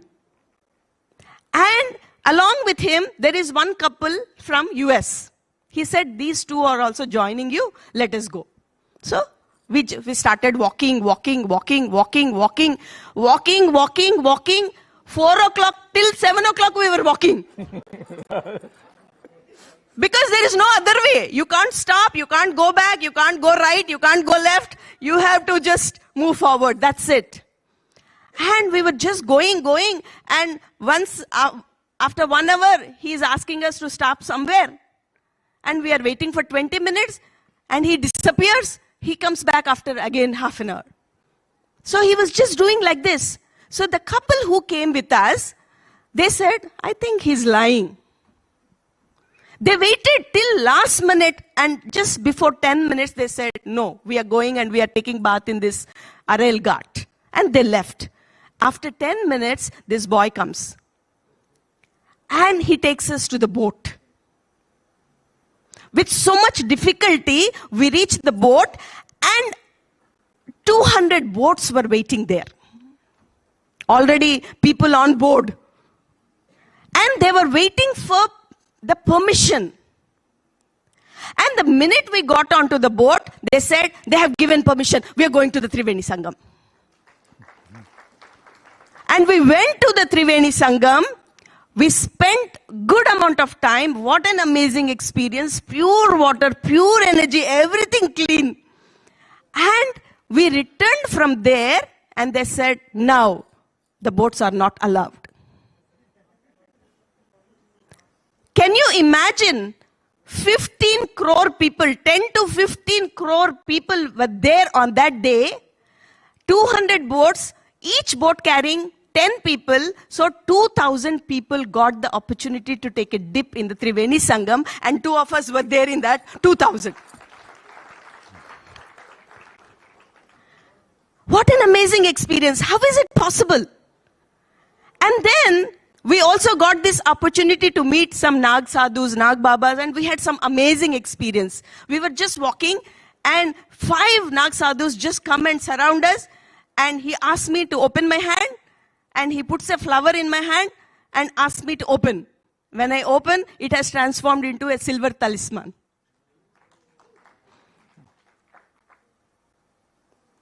Amazing experiences. If I continue to share, it will just, the whole day will go for this. Some other time. And then comes the last day.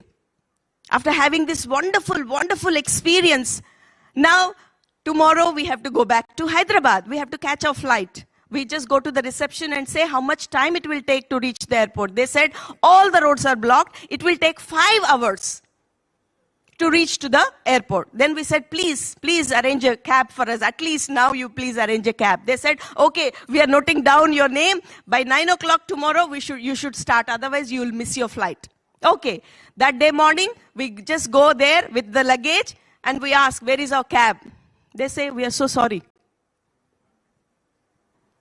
All the data we lost. So we couldn't arrange a cab for you. What? So now, there was this couple from Malaysia who were going to the airport and they have booked a big vehicle. And they just heard us and they just came to us and say, we are very happy to take you to the airport. We are very happy. Please join us. So while traveling, we just reached the airport in 1 hour.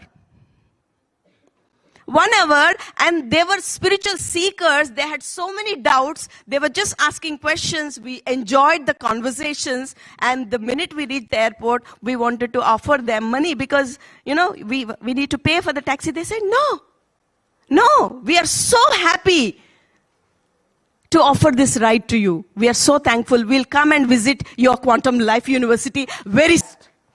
Past is one thing which we don't want to revisit our past. Nobody likes to go into the past. because there are many bad memories, many difficult, challenging memories, traumatic memories. We don't want to revisit them. Past, whenever we recall the past moments, is very emotional. We become emotional. Very sad moments. So we do get many times, stuck in the past and we couldn't let go. We are trying to let go. We couldn't. Limiting beliefs. Even though you say thousands of times that, oh, I am good enough, I am powerful, I am not a victim of life, I am a victorious one, and I am strong, and all these positive things to yourself, but still, these limiting beliefs, we're trying to let go. Very difficult. It's still, we're affected by these limiting beliefs. And negative thoughts, the specific negative thoughts that we all have, we're very challenging to let go of them. And expectations on the outcomes. And toxic emotions and fears. Insecurities of the future. Cravings and addictions. Many things we're trying to let go. Attachments to people and things. Self-sabotage patterns that are holding us back. Judgments. We're trying to let go of all these things. There are many things. We can list out thousands of things. We're trying to let go. But it's always challenging. So, Quantum Life University, we found 7 beautiful modalities which has inbuilt let go process in it. The first thing is meditation itself is a big letting go process. A very big way people let go of many things when they are very sincere, diligent in their practice of meditation. And the second one is past life regression therapy. Many memories that we're still clinging on to them, we are not able to let go. So the past is recreated again in this current life. We repeat those patterns. And our family tree memories, transgenerational memories, cancer which is running in the family tree, or a certain disabilities, certain behavioral issues, or suicides, or some premature deaths that were happening in the family tree. We are all repeating that. We are not able to let go of that pattern. And family constellations and transgenerational therapy is a self-healing modality to release, to let go of family tree memories. And organizational constellations therapy. Even organizations have memories. All organizations, they have a history. They have memories. They have emotions. They have a culture. They have values. They have belief systems. This modality is also a letting go process. And inner child therapy, which is based on our childhood developmental stages, and all that what we are programmed, what we go through, what we have gone through in the childhood, which programs us. So this also is based on letting go process. And fetal rebirthing and re-imprinting process. In the womb, we are programmed again. Many of us, we are born with certain, first thought is, oh, life is struggle. It's not easy. No one cares for me. No one loves me. I am all alone here. With this first thought, we are entering into this world. There are many hard memories we carry, which programs us inside the mother's womb. So this process, this methodology, it helps us in letting go. It's by default, it's there. Life between lives regression therapy. This is also another letting go process. We all have memories of the soul, even before we are born, between lives. So every incarnation, in between incarnation cycles, there is a life which is also there in the soul planes. So tapping into those memories, we understand our soul plan, why we are born here, why we are again incarnating here. Apart from this, there are 20 workshops that Quantum Life University designed, and all of them are based on letting go process. So, dear friends, you know, we all have known about letting go process. It's not really difficult to understand this concept. In your body, in our body, from childhood to so far, we know it. The first thing that we do when we wake up in the morning is the letting go process. Your intestinal waste, all that is accumulated in your intestines, we let go. Those who could not let go, they have constipation problem. And our urinary bladder is full. It is such a divine experience to go to the urinals. If you are not able to do that, it is such a suffering. If you are not able to let go of the past, yesterday's memories, emotions, all that what happened, you could not let go, you can't sleep, you have insomnia. We know let go process from childhood, but it is still very difficult. In the physical plane, sometimes we get a lot of problems just because we are not able to let go. Many ideas you are not able to digest, you are not able to let go. Definitely it affects gastrointestinal tract. Past emotions, they bother us. One young lady came to a guru, a master, asked him, I'm suffering because of my past. My past is so much full of misery, so much suffering. How to let go, master? Please teach me the method. He said, wait, I will show a demonstration of it. So the master took her to a river,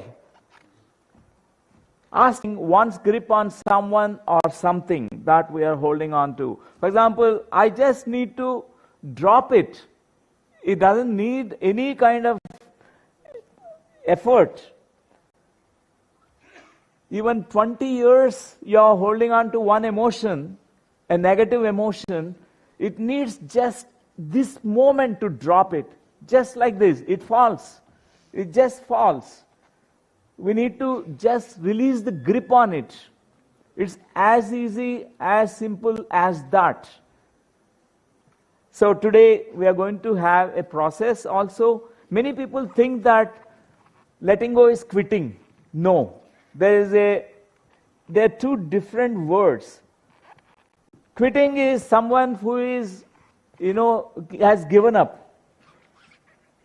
There is a sense of guilt and a shame or a sense of failure when we quit something because nothing is happening. You quit now. Anyway, I'm going to the dead end. I don't know there's no progress. Then we quit sometimes. But letting go is a surrender.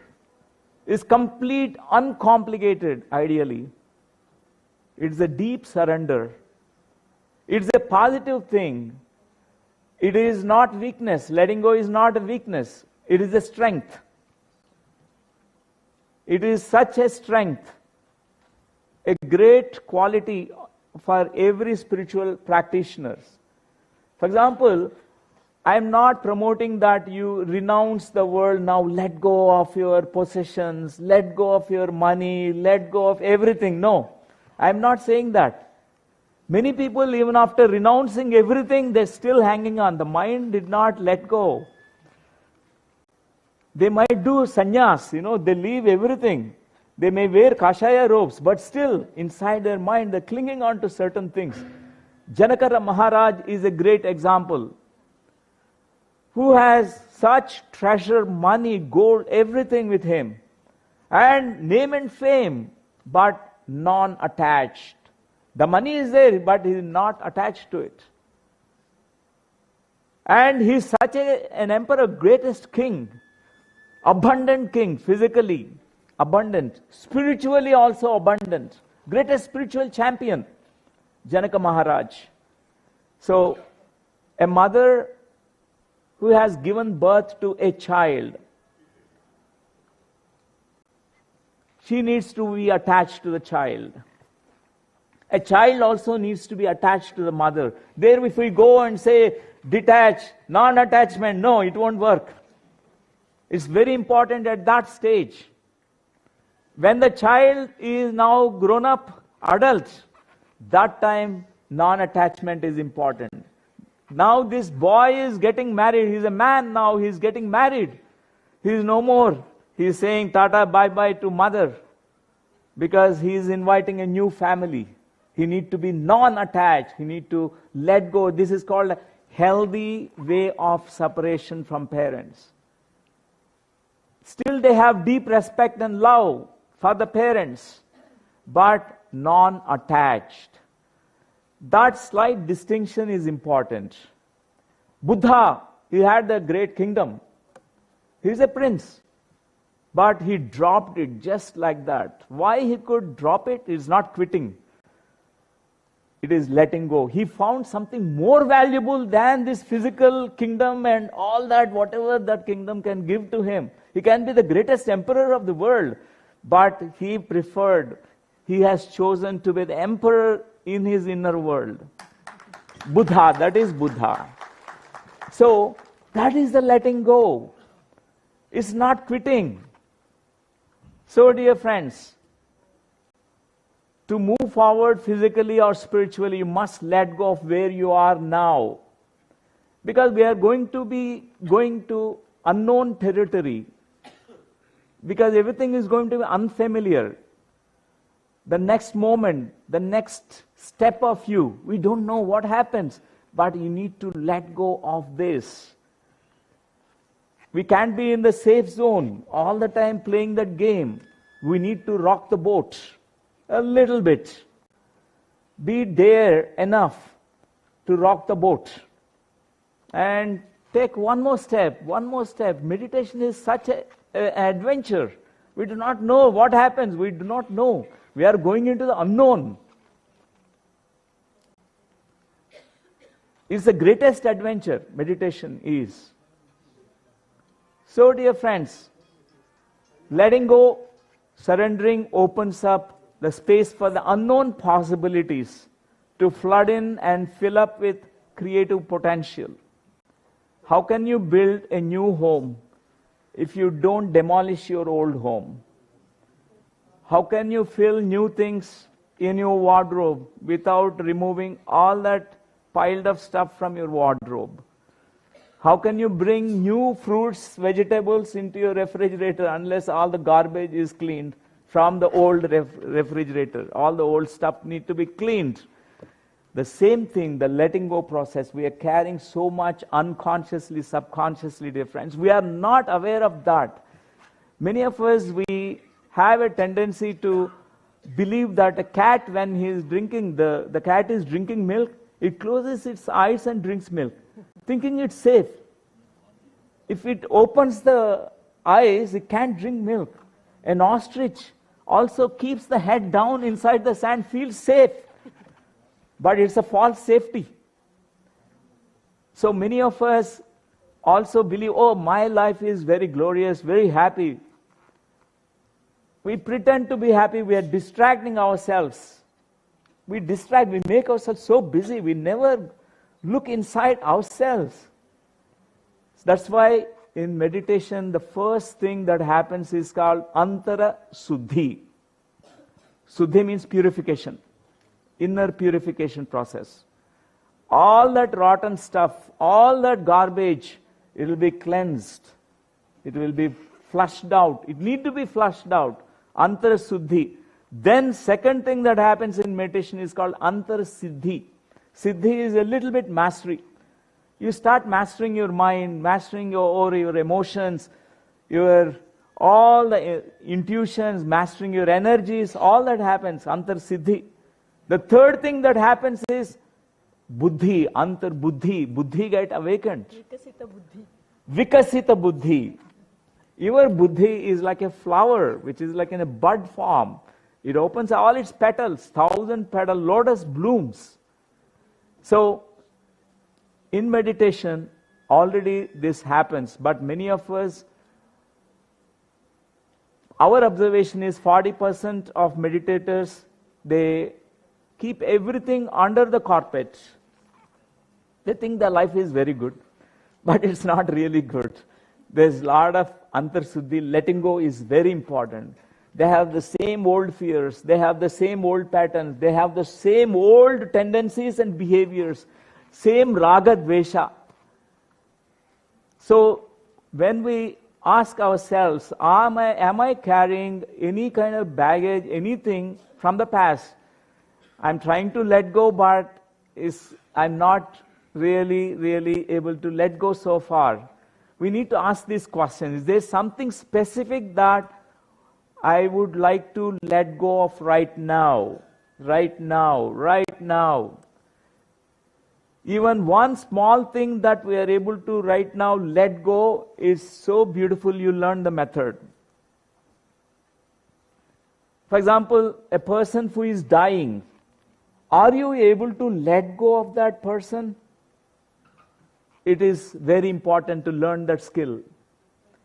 Particularly our family members, when they are leaving the body, we are witnessing them. They are leaving the body. No, mother, don't go. Please stay. Please stay. We need to respect the process. We need to respect. Death is such a beautiful experience, just like birth. That's what meditation prepares us for our own death. One day we need to let go of this body. We can't stay in this body forever. This is only a temporary vehicle. One need to learn to let go. One day we let go of this body. Simply drop this body here. Graciously leave the body one day.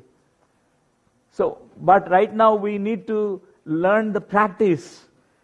What is that even smallest thing that you would like to let go of right now? Even small fear, anger, anything, could be anything. Or you are working in a company, you couldn't let go of that job. You are hanging on to it because out of fear. I couldn't let go, because there are many golden opportunities, many other things. For example, when I completed my MD, I was on the fork road. I have to decide whether I have to serve as a medical professional or I have to serve spiritual service, be of spiritual service. I'm in the, middle of the road. I have to decide.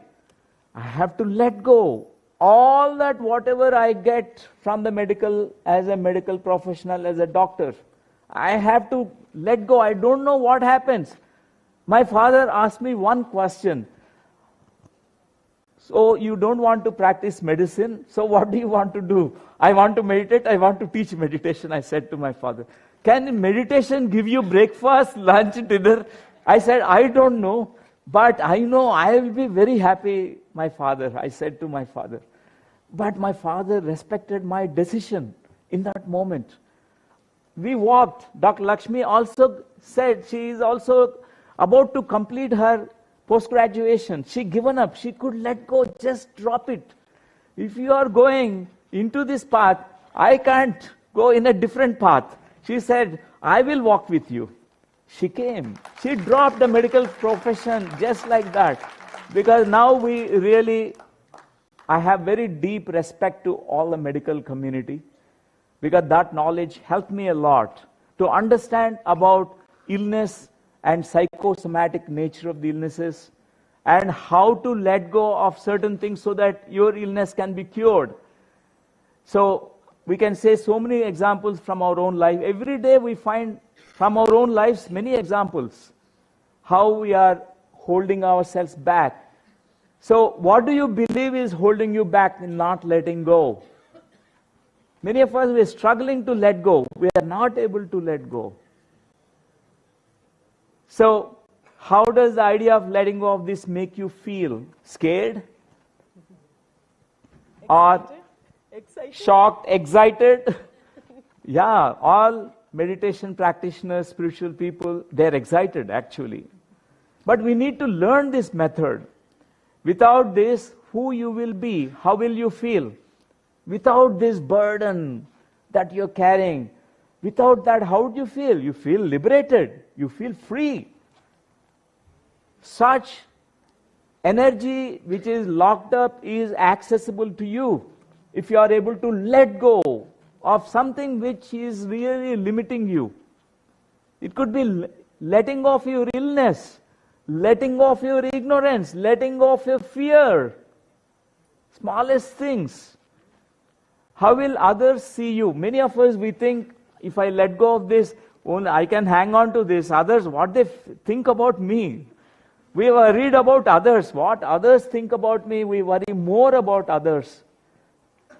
And if you knew the letting go of this, one of the most beautiful gifts of self-love and self-care, you could give it to yourself. Would that make it easier for you? Yes, definitely. Everyone wants to love themselves, care for themselves. And if not, why not? If we are not caring for ourselves, not loving ourselves, definitely we have difficulty in letting go. So the major requirement for the journey is willingness, friends, to let go of the attachment to your current experience of life. So the small part of ourselves is attached to the familiar.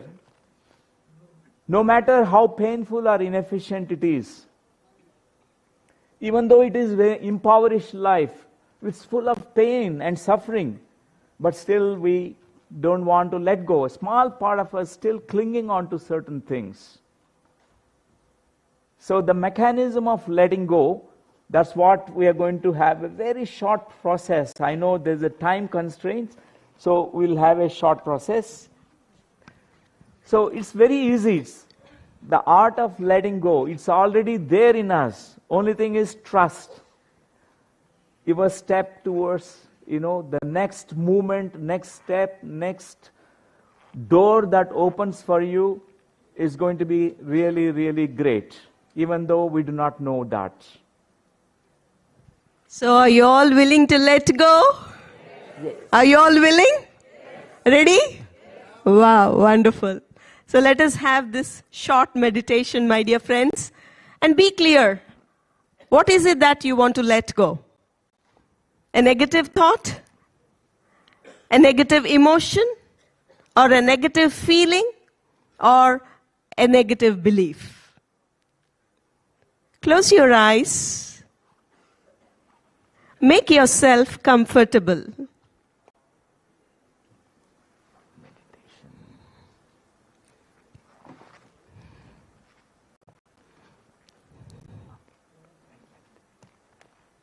Sit in a comfortable posture, allowing yourself to breathe in and breathe out consciously. Give yourself the permission to let go. To let go of all that which is not serving you anymore.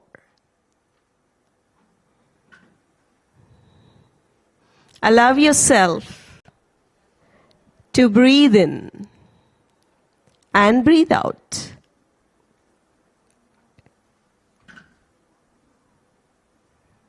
Allow yourself to relax, relax, relax.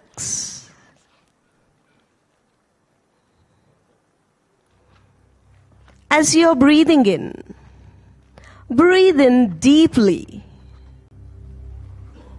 so that your in-breath can reach to each and every part of your body. Breathe in deeply so that your in-breath can fill your lungs fully.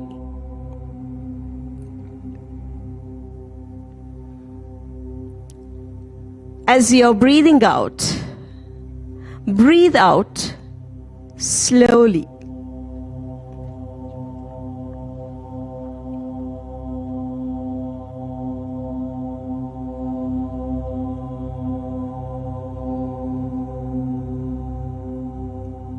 Very often, we view the mental formations like thoughts, feelings as being part of us. So we are identified with them.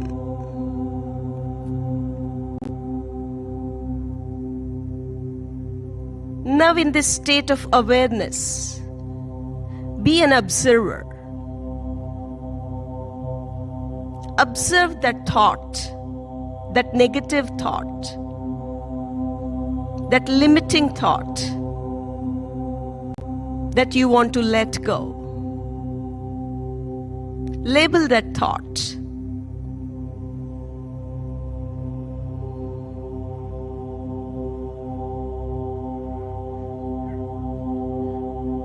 Thought that I'm not good enough, I'm bad, I don't deserve.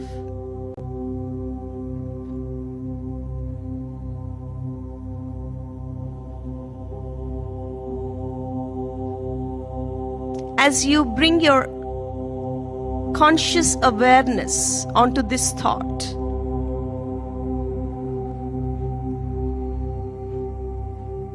as you're breathing out slowly, imagine, visualize this thought, these thoughts as thin clouds, fluffy clouds.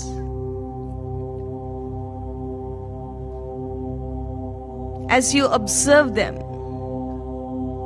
as you breathe out slowly, you can visualize these thoughts appearing and disappearing.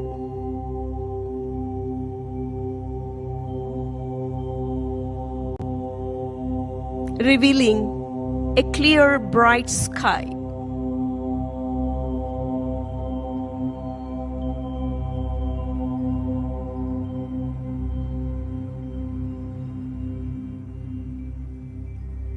Now, in this state of awareness,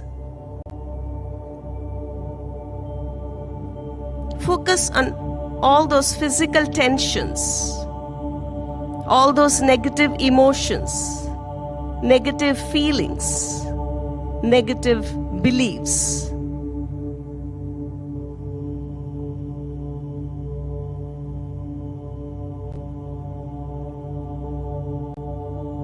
The attachments which are causing you this pain, this suffering.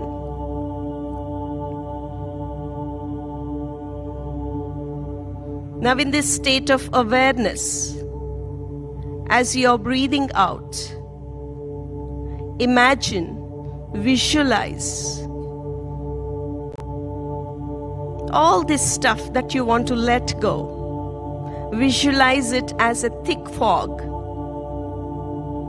moving up, lifting up,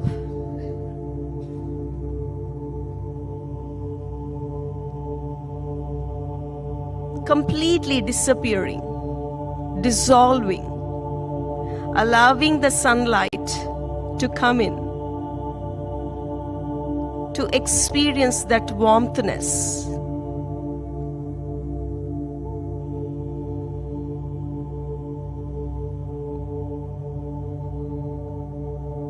With each breath, with each out breath, allow yourself to let go, let go. let go.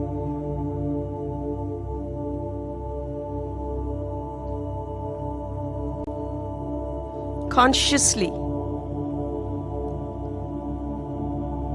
allow yourself to take a deep breath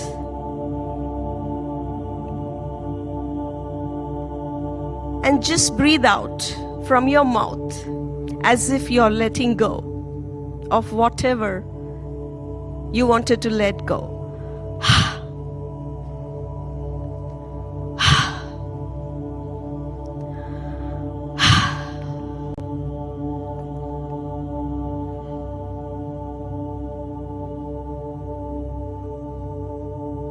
Symbolically, letting go of all that, whatever you needed to let go through your breath. Now allow yourself to revert back to your natural rhythm. Relax into your breath,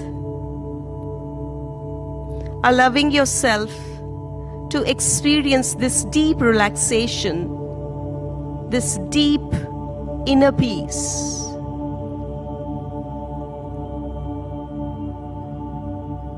And in these higher states of awareness, allowing yourself to surrender to that greater power, to the universe, allowing the universe to work through you, opening up to new possibilities, connecting to your full potential self.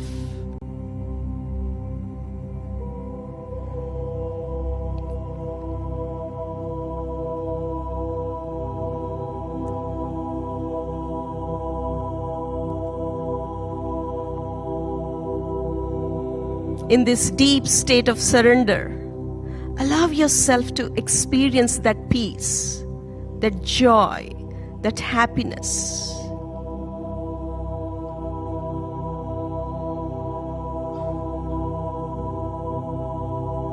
Aligning yourself to this greater power.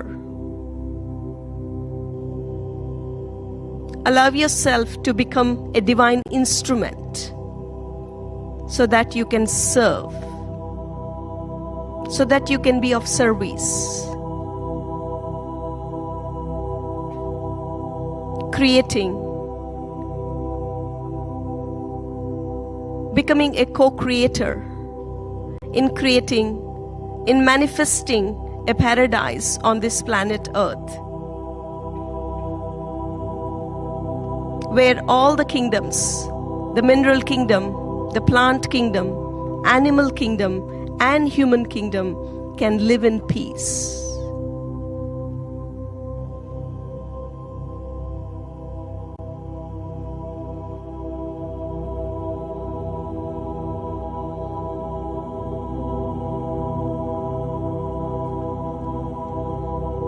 Whenever you are ready, you can slowly return back to this present moment, experiencing this freedom, experiencing this bliss, experiencing this peace.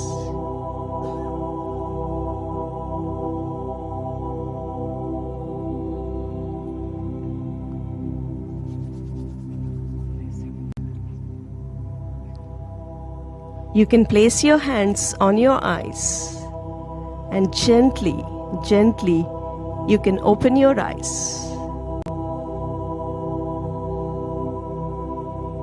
With a big smile. And you can turn to your friend and you can say, pain is inevitable, suffering is optional. Can you turn to your friend and say this? Suffering is optional. What do you choose? What do you choose? What do you choose? Thank you, my dear friends.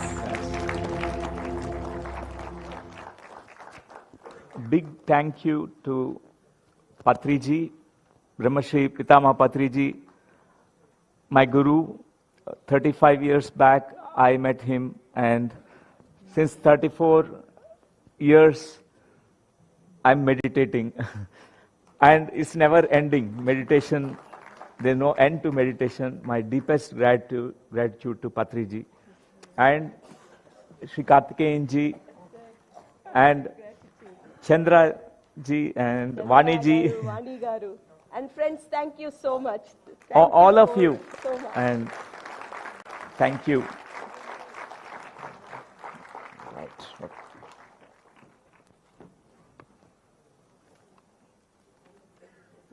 Yes. Hope you had to corporate leaders.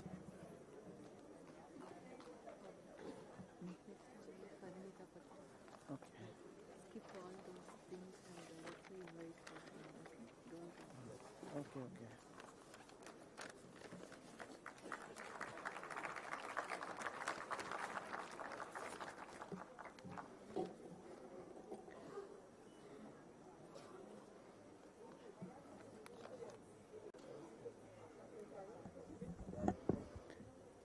Yes. Okay. Parinta Patri. Okay. Need I to say 2 lines I prepared? No? Shall we say? Okay. Yes. Nature loves harmony. When we are in harmony from inside, then we are in harmony with everything and everyone around us. And when the harmony prevails, we can certainly make our mother planet Earth a much better place to live in. Now is the time for the track talk, Sustainability Excellence, Living in Harmony with Nature. I welcome Parinita Patri, elder daughter of Brahmashri Patriji, who is a meditation coach, spiritual leader, and advocate for a plant-based lifestyle. She is the founder of PSSM SWAG, co-founder of Swadhyaya Yoga, creative head for PMC English, advisor, Dhyan Jagat Telugu magazine, and mentor for PYMA Global. She promotes meditation, non-violence, and environmental sustainability, inspiring individuals worldwide through workshops and transformative teachings. And first we will watch a video and then on sustainability. The world stands at a critical crossroads. Climate change, resource depletion, and environmental degradation threaten our future. Governments, industries, and communities seek solutions. But true transformation begins within. For centuries, wisdom traditions have taught that our outer world is a reflection of our inner state. Today, modern research affirms this. Meditation cultivates mindfulness, and mindfulness fosters sustainability. When we meditate, we awaken to a deeper truth. We are not separate from nature. We are an integral part of it. The more we cultivate stillness, the more we recognize our responsibility to live in harmony with our planet. Across the globe, architects, sustainability leaders, and mindful practitioners are integrating meditation into their work, creating eco-conscious spaces, sustainable communities, and regenerative solutions. Their journey is a testament to the power of inner awareness, driving outer change. This is sustainability excellence through meditation. For architects, meditation is more than just a practice. It is a lens through which they see and shape the world. Bharati Prem, the architect of Pyramid Valley International, shares how meditation has deepened her creativity, resilience, and commitment to sustainability, allowing her to design spaces that nurture both people and the planet. Meditation has been a very strong transformative force in my journey. It has helped me to navigate the toughest challenges both in my personal as well as in my professional spheres. I believe architecture, meditation, and sustainability are three corners of a triangle. The intersection of these three offers a holistic community of mindful living and being in harmony with nature. Transformation through meditation transcends professions and backgrounds. Polaya, a fisherman from Andhra, once relied on the sea for his livelihood. But through meditation, he found a deeper connection with nature, gave up fishing, embraced vegetarianism, and now leads a life of mindfulness and sustainability. In the remote hills of Pettu Godalu, Araku, an entire tribal community has undergone a profound transformation through meditation. Once living off hunting and forest produce, they have embraced vegetarianism, built a pyramid meditation center, and now guide others on the path of mindfulness. అలాగ ముందుకు రావడం అన్నది జరిగింది. దాని ద్వారా మాకు బ్రతుకు తీరన్నది తెలిసింది. దాని ద్వారా మేము ఇంకా సక్రమంగా ఉండడం అన్నది జరుగుతుందండి. మా గ్రామంలో వాళ్ళు ఇంతకు ముందు అయితే విపరీతంగా త్రాగుడు, మందు అలవాట్లు, కొట్లాటలు, దెబ్బలాటలకు భయంకరంగా ఉండిందండి. ధ్యానంలోకి వచ్చేసరికి అవి అంతా తగ్గిపోయి ఇంకా ప్రశాంతంగా ఉండడం అన్నది జరిగింది. ప్రతి ఒక్కరికి మంచి ఆలోచనలు ఇలాంటివి వచ్చి సక్రమంగా ఇప్పుడు ఉంటున్నారండి. For Gangaram Reddy, a successful businessman, meditation became a turning point in life. He let go of his poultry business and embraced a more conscious path, starting an oil farm and fruit garden rooted in sustainability. నేను చేసేదేంపై కోళ్ళ వ్యాపారము, eggs యొక్క layer form అనేది నాకుండే, 1,00,000 కోళ్ళది నాకున్నది. అటువంటి దాంట్లోపల నేను చేస్తున్న ధ్యానము, ఏ క్లాస్కి వెళ్ళినా కానీ జీవహింస చెయ్యొద్దు అనేది పత్రిజీ యొక్క కాన్సెప్టు. మళ్ళీ నేను వీటిని చేయడం ఇవన్నీ ఎందుకు అని చెప్పేసి అనిపించి ఆ యొక్క పౌల్ట్రీ ఫామ్ ఏదైతే ఉందో ఆపివేయడం అన్నది. Mallappa Kalluli, a retired army officer, found his true calling through meditation. After deep practice under pyramids and attending a spiritual retreat at Pyramid Valley, Bengaluru, he experienced profound transformation and embraced vegetarianism.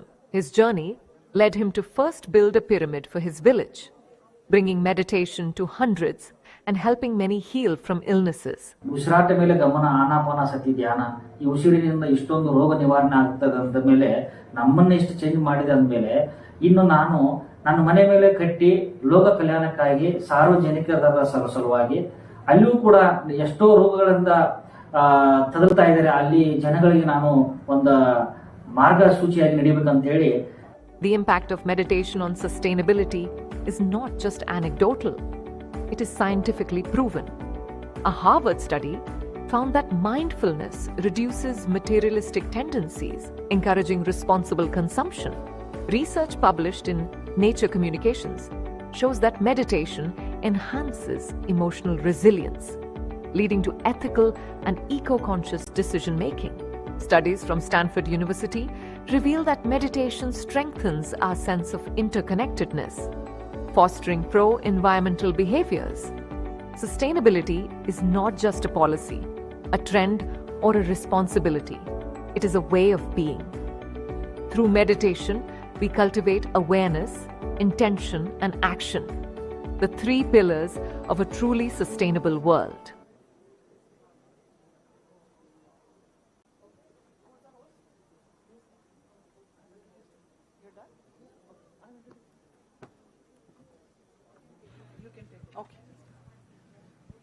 Hello everyone, Namaste. I'm sure that everyone has gone for a tea break anyways. All right. So, thank you so much, my dear friends, for coming here for the 2nd Global Conference of Meditation Leaders. And now, we are going to learn about sustainability. How many of you are willing to live a sustainable life? Whoever is there, no problem. Even the ones who are watching our PMC, our beloved PMC. So let us all learn how to live a sustainable life and why to live a sustainable life. And what all we should do to live a sustainable life. Are we all wishing to learn something new today? Yeah? Or maybe not so new. So sustainability is how we are living in harmony with nature, because simple actions give big impact. And I know that this topic is very, very, very dear to our Karthikeyanji. Sustainability. So then, why sustainable living? That is one question that we need to ask ourselves. Do you need a sustainable planet? Not just for yourself, for your future generations, for your children, for your grandchildren, for your great-grandchildren, for every child on this planet. Right? So then, why sustainable living is what we need to understand.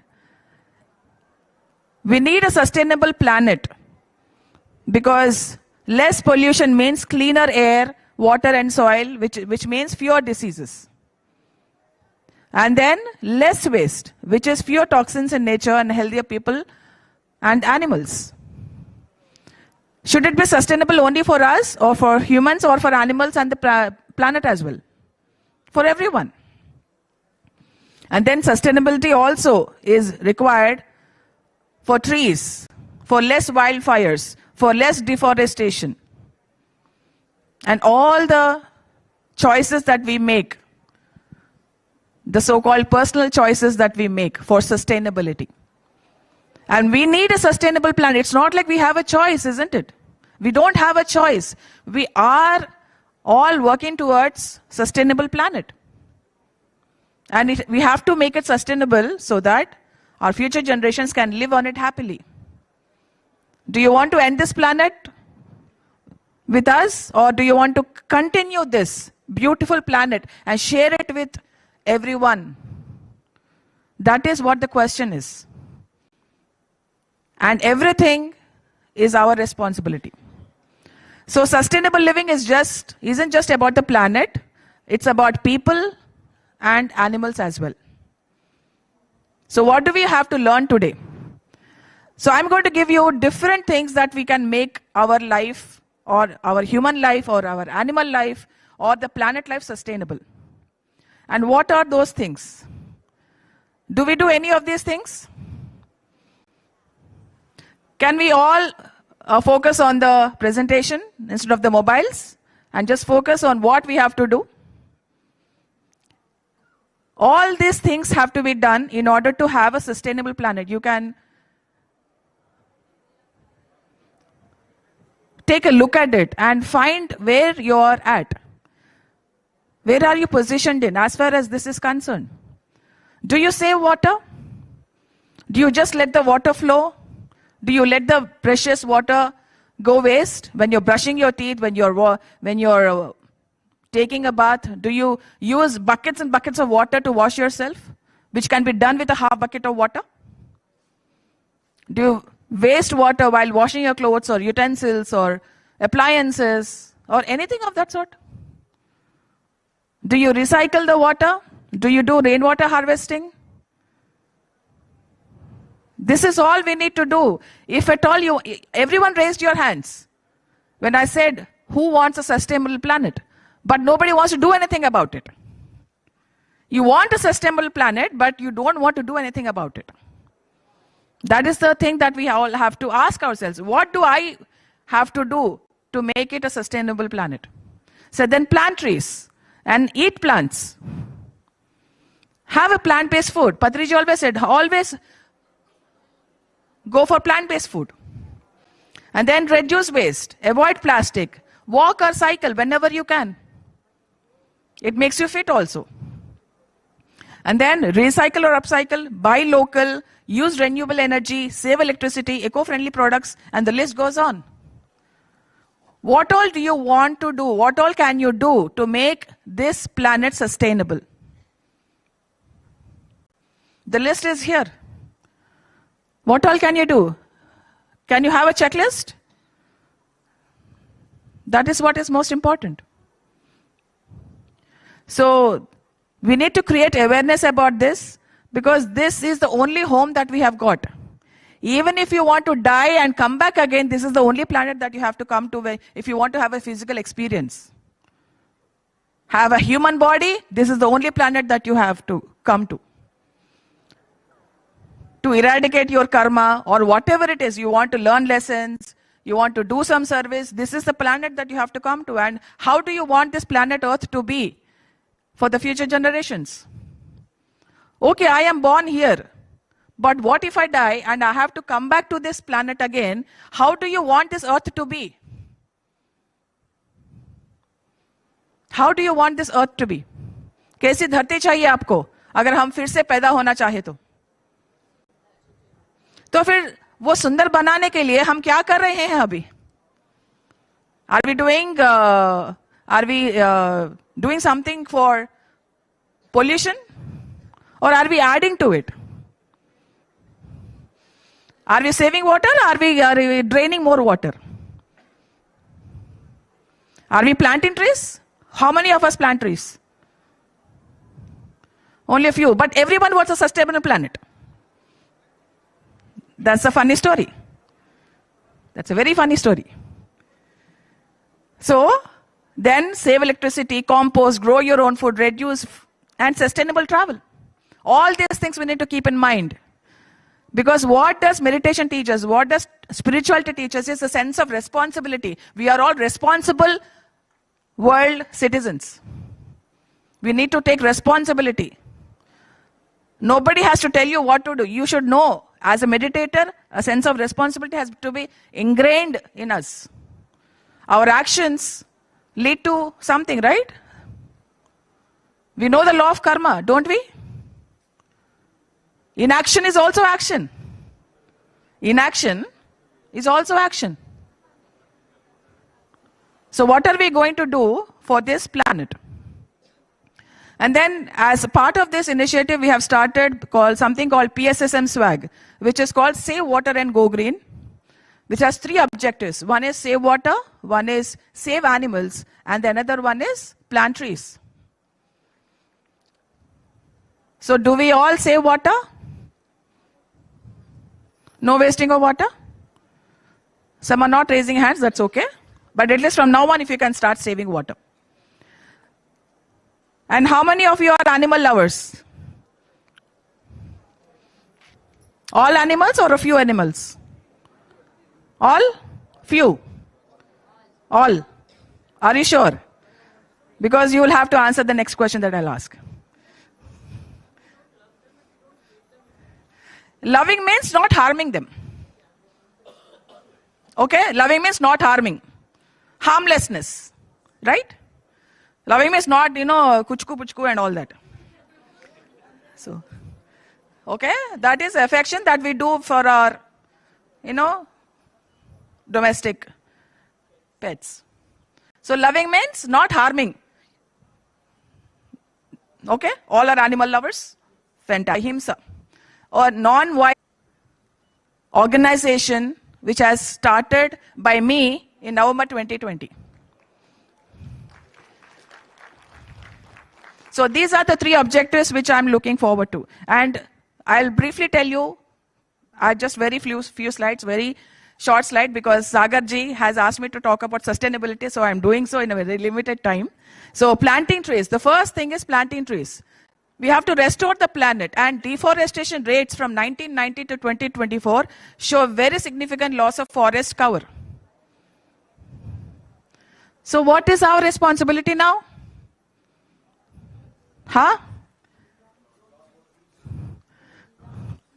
Plant trees. We have seen what Daji has done. He has planted millions of trees. Can't we plant 500 trees per year, per person? Per person, 500 trees per year. Can't we do it? Find it. Find a solution. Figure it out. Figure it out. And not just planting those trees, you have to take care of them also. As long till the time that they can sustain by themselves. You have to do that. And what do trees do? Trees absorb CO2, prevent soil erosion, and shelter wildlife. We all know this. I have a quotation which I created by myself, which is saying that let's build homes for our animal and bird gods. We are destroying their homes and building our own homes. That is not done. That is against the law of karma. And then reforestation reduces wildfires such as those in California and Australia. Has everyone watched the news in California wildfires? Why do you think they happen? Why do you think they happen? Why do you think the earthquakes and catastrophes and the cyclones are happening? What do you think is the reason? Why is Mother Earth angry on us? Yeah? We are not taking care of her. As simple as that. We are killing her children. Animals. We are killing her children. Next is save water. And everyone knows that earth is 70% water. Even our bodies are 70% water, right? Yeah? So and fresh water on earth is only 2.5% of earth's water, and 92% goes to agriculture. And out of that, 29% goes to animal agriculture. What is animal agriculture? Yes, my dear friends, what is animal agriculture? Animal agriculture is where the animals are bred forcibly so that they can be killed. That is animal agriculture. It is called as factory farms. Livestock. The animals are called livestock. They are stock, but they are alive. Livestock.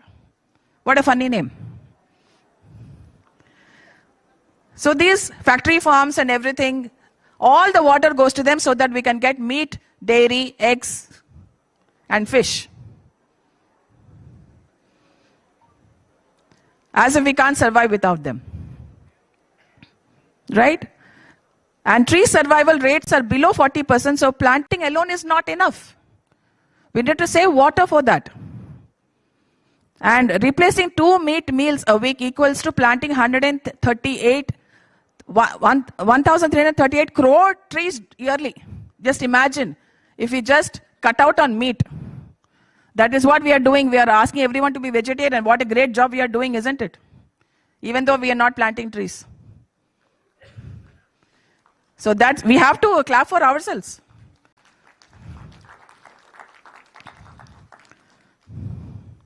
And then plant-based living. So a plant-based living is a solution for our future since 1990. It has helped fight water shortages and food crisis. All the food, most of the food is going for animal agriculture. Most of the water is going for animal agriculture. To feed people with meat, dairy, eggs, and fish. People are dying of hunger in countries like Africa. They are malnourished because all the grains, all the food is being given to the animals so that people can eat meat, dairy, fish, and eggs.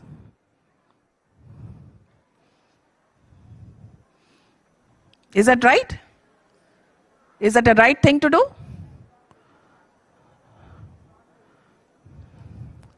And animal farming causes deforestation, water loss, and methane emissions.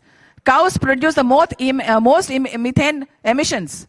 And cows and buffaloes are the ones who are forcibly bred in the dairy industry so that people can get milk for their coffees, chais, curds, ghees, yogurts, ice creams, chocolates. The list goes on. And then going plant-based stops slaughterhouses, cuts pollution, and lowers greenhouse gases. In one of the scientific studies, it says that milk is equal to leather plus beef. Are you surprised? India is one of the top most producers of leather and beef thanks to the dairy industry. Who are all supporting dairy industry now? I'm not going to raise hands because I'm not supporting. Anybody? You just have to raise hands. It's a very simple act. Who is supporting dairy industry? I'm not going to raise hands because I'm not. All of you are? And then meat, fish and eggs and dairy raise the risk of heart disease, diabetes and cancer. It has been proved time and time again. There are so many myths about meat, dairy, fish and eggs that scientists have been proving wrong.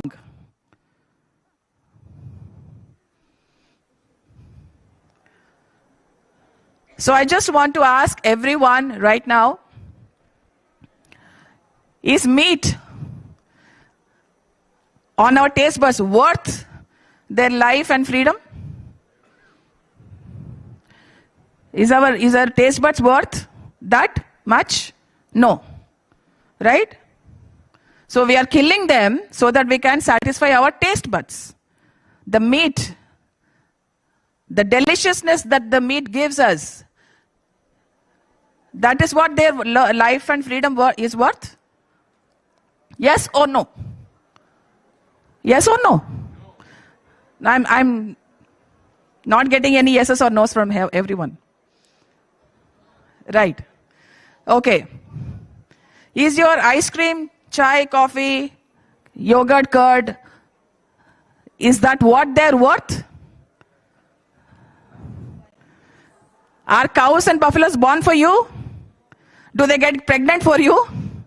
Just now Lakshmi ji and Newton ji were talking about detachment. You can't separate a mom and child, do we? Do we? But we have the audacity to separate a mother cow and a calf so that we can get milk.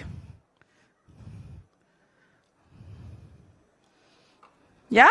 Something to think about? No? I'm getting to see frowns on everyone's faces.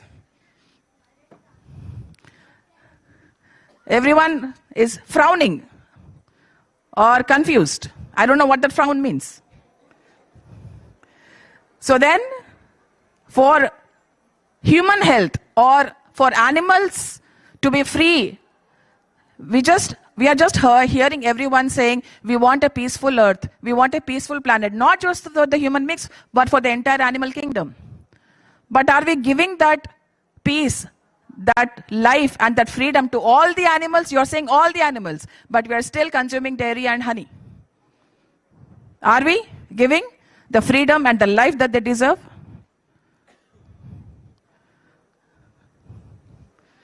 Yes or no? So, are all animal lovers here right now? Harmlessness. If you're harmless, then you will not use animals for whatever sake. No using of animals. No harm to be done to any animal whatsoever. So if you want more information, these are the movies that you can watch, these are the books that you have to read.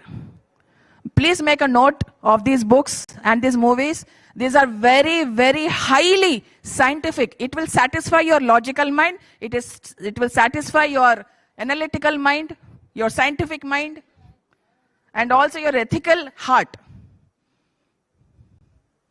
We need to have empathy and compassion. If we all meditators, but then we need to have empathy and compassion to each and every human, each and every animal, each and every living being. Not just compassion should not be partial towards one and not to the others. As the sun shines to everyone equally, we need to have the compassion for each and every living being. We can't say no to meat, no to fish, no to eggs, and say yes to dairy and honey. Because there's lots of exploitation, lots of torture and violence and suffering in these two industries. Similar in the leather, wool, fur, animal testing industries and the zoos and the circuses, aquariums, water parks, all these industries, whichever do not fund for animal harm. That is all I'm asking you to do. Do not fund. Don't give your 1 rupee, 2 rupees for animal harm. Okay? So please take a note of this. And my meditation makes us more compassionate, more heart-oriented, more compassionate. And let's extend this compassion to each and every animal, each and every human being. That is what compassion does.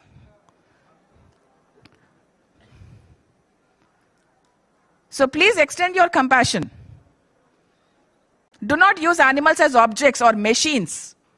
Milk machines, meat making machines, egg producing machines, honey making machines.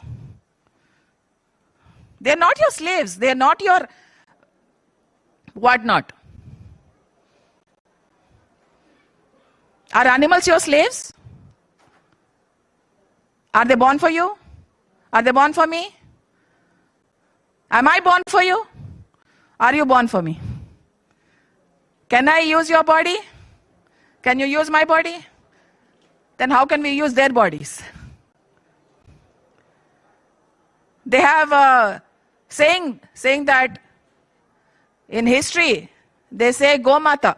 Am I right or wrong? So they have this Kshirosagar Madanam where the churning of the sea got Amrit and Halahal and lots of things. There came Kamadhenu madam, half cow, half human being. Okay? Through Kamadhenu madam came so many cows. And why we call Gomata, why we call cow as Gomata is because after the cow Janma, it is human Janma. That is why we call her as a Gaumata.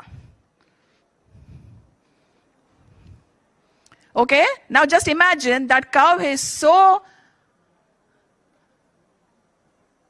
much made to suffer that throughout her life she is made pregnant and everything that she done horrendously treating her in the name of Gomata, and finally she makes a human Janma. Just imagine how that human Janma will be, how that human person will be. With so much of torture in the past, so much of pain in the past. Just now, Newtonji and Lakshmiji were talking about past. Isn't it? Just imagine if I'm a cow, I have been tortured for my milk so badly. How am I going to be in this Janma? Does anybody have any answer? First, don't harm animals. She doesn't have to let go of anything. So you want to continue harming animals so that she can let go, isn't it? Is that what we want to do? I will let go, but what about that karma that has been done towards me? Do you have to suffer or you don't have to suffer? So meditation cultivates deep compassion, leading to ethical conscious and eco-friendly choices. Are our choices conscious? And Patriji says, we are what we eat. We drink milk. The kind of emotions that mother has, the separation, anger, the mental exploitation, the suffering that the mother has, all those emotions goes into us also. So we are what we eat. We are what we eat. We are what we drink. We are what we consume.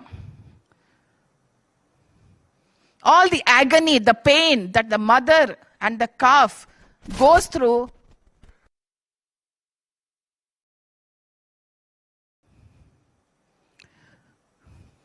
So we are what we eat.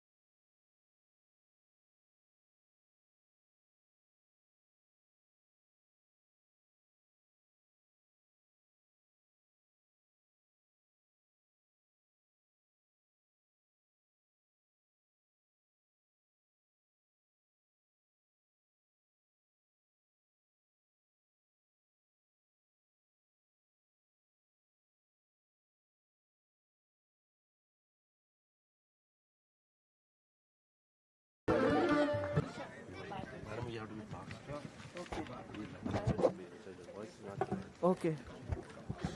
Now it is coming fine? Yes.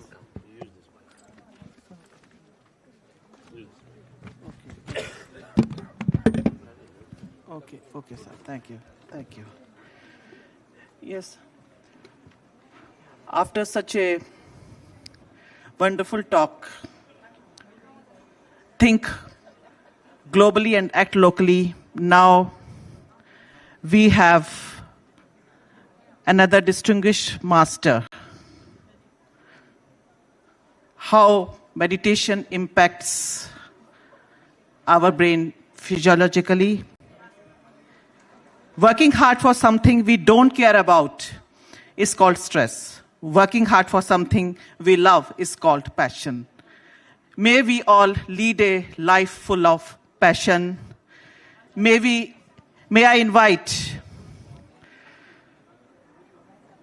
Dr. Raghavendra Rao to deliver a powerful talk on meditation for mental health. Dr. Raghavendra Rao is the Director, Central Council for Research in Yoga and Naturopathy under Ministry of Ayush, Government of India. He holds a PhD in Yoga and Life Sciences. He has completed several research projects in rheumatoid arthritis, prebiotics, diabetes, CVD risk prevention, yoga and naturopathy interventions. He is a member of the Ministry of Ayush, Unani, Siddha and Homeopathy Research Portal of the Government of India. May I warmly welcome Dr. Raghavendra Rao. Over to you, sir.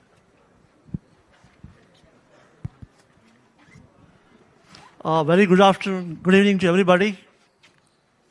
Good evening. Hope you all calm down. So let us sit straight before I start my talk. Let us chant Omkar 3 times. Sit straight, please. Take a deep breath.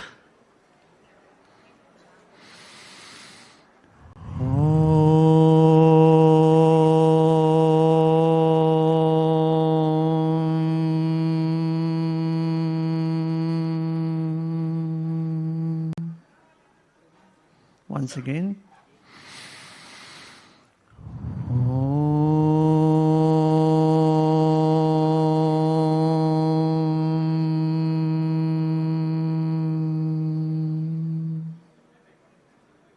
Last round.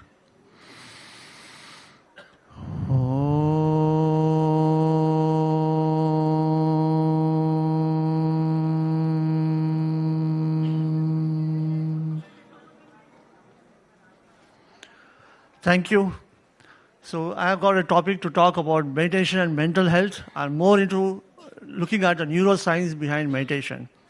And I'm gathered that you had a long day today, right from morning, bombarded with a lot of information. I'll try to make these things very simple. Okay?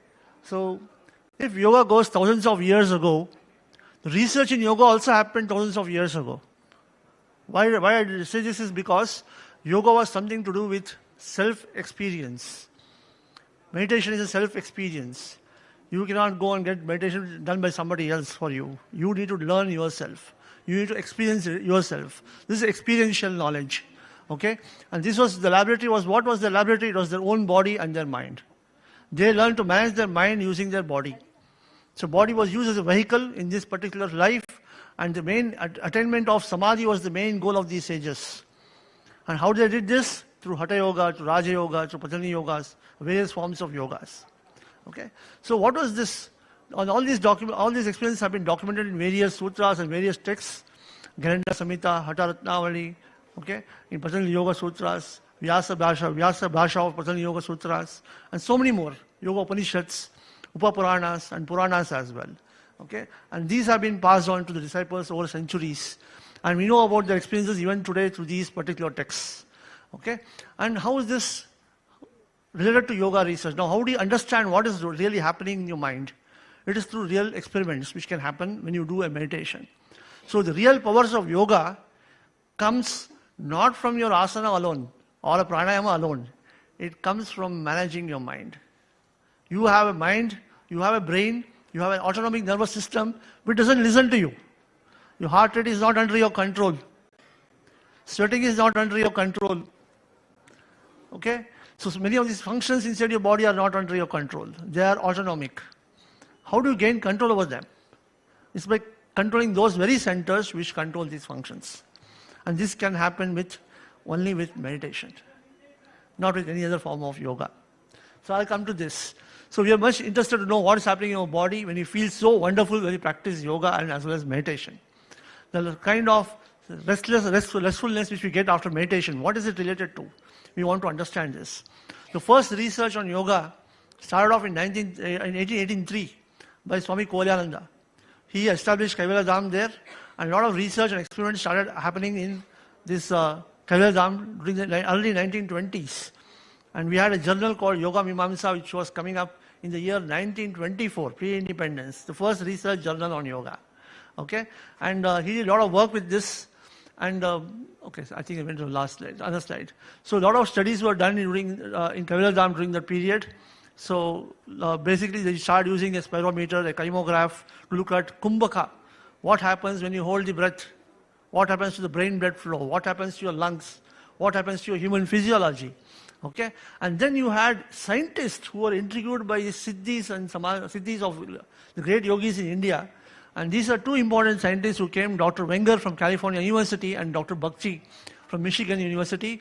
They were impressed by Swami Kolyananda. They came down to India, brought EEGs, ECG, different kinds of instruments, physiological instruments, which was not there in India during that time, the pre-independence time. They came down to India in 1957 and all. They started doing a lot of work. They started looking at samadhi. They had people, yogis who could do really samadhi. They could be put in an airtight box, and for 8 days, they were in an airtight box without oxygen, without food, without water. Okay? And they documented this. And they documented this of Yogi Satyamurti. And it's also been published in a journal. I'll come to that later on. So they came to the conclusion that samadhi can't be equated to a hypnotic condition. It is something different altogether. Okay? So what were these people, when these people started coming up, the AIMS also in Delhi also got interested in the physiology behind the yoga. Dr. B.K. Anand, the renowned physiologist of AIMS, he started working with this group and he started working on yogis. These yogis could increase your heart rate to 350 per minute, 400 per minute. They could create an atrial flutter. People die with that. You know, when you have atrial fibrillation, you go to an ICU immediately, right? But these people could do at their will. Nothing could happen to them. They were beyond the boundaries of physiology, beyond the boundaries of science. How was this happening? How could they control the heart rate? How could they increase it at will, decrease it at will? Increase the BP also at will, decrease it at will.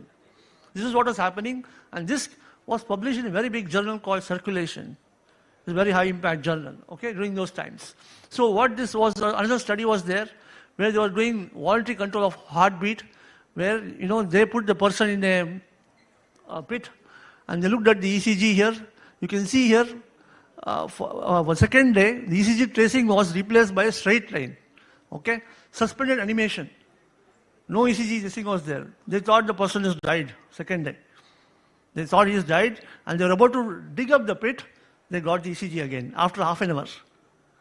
After half an hour, they got back the ECG again. So what has happened to this person? Why was ECG not recordable? Did he remove the leads? No, it was not so. Leads were there on the person. Okay? And this person went up to 8th day without food, without water, without oxygen. Imagine a state of suspended animation, low metabolism. So what not? We never knew what to make out of these things. Okay? So this is a study again done on Sri Ramanand Yogi Ji. Okay? And he said that the metabolic pattern of Sri Ramanand Yogi was therefore studied by placing an airtight sealed box. He told that he has very, very low metabolism. Very low metabolism, which you cannot comprehend at all. It is beyond physiological means. Okay? So this is what was done. Again, he put the same thing was done with the same person here. Metallic glass box, undergone seepage of gases is there. Everything was blocked. Okay? And average oxygen utilization during the whole period was 13.3 liters per hour. Normally, we use 19.5 liters per hour. So he used 13.3 liters per hour. So low metabolism. Okay. Even when breathing, the air present inside the box, which has reduced oxygen content, increased CO2 content, it did not show any tachycardia, no hyperapnea. When you have low carbon dioxide, you feel like distress in breathing, right? Nothing of that sort. Slow, deep, relaxed breathing. Okay, no tachycardia, no hyperapnea, nothing was there. Okay, EEG showed low voltage, fast activity, resembling early stages of sleep. Okay, so this is a study that was done by AIMS. And this is again Yogi Satyamurthy. This was done in Kaivalya Dham. He was 60 years old. He went again into the pit there, and this pit is still available there. If you go to Kaivalya Dham and visit the Lonavala ashram there, you can see the pit even today there. Okay, so he was in the pit covered with soil, and even he also survived about 5 days inside the pit. Okay, and here. So what is it we are trying to look at here? Voluntary control of metabolic and autonomic functions of the body beyond the realm of science. Okay, and this is what interested the Western countries in meditation. And this saw the flight of all the yogis from India, Maheshwari Yogi, Swami Rama. Everybody in the 1960s and 70s, they went and made their presence felt in US. Okay, they had their ashrams in US, and a lot of people in US took to meditation in the 1960s and 70s. Okay, and a lot of research started happening in this area. Okay, so what are the studies which were done? So they went, Bakshi and Wenger went all over India, search of all these siddhis and these sadhus. They looked at galvanic skin resistance, which is a measure of stress.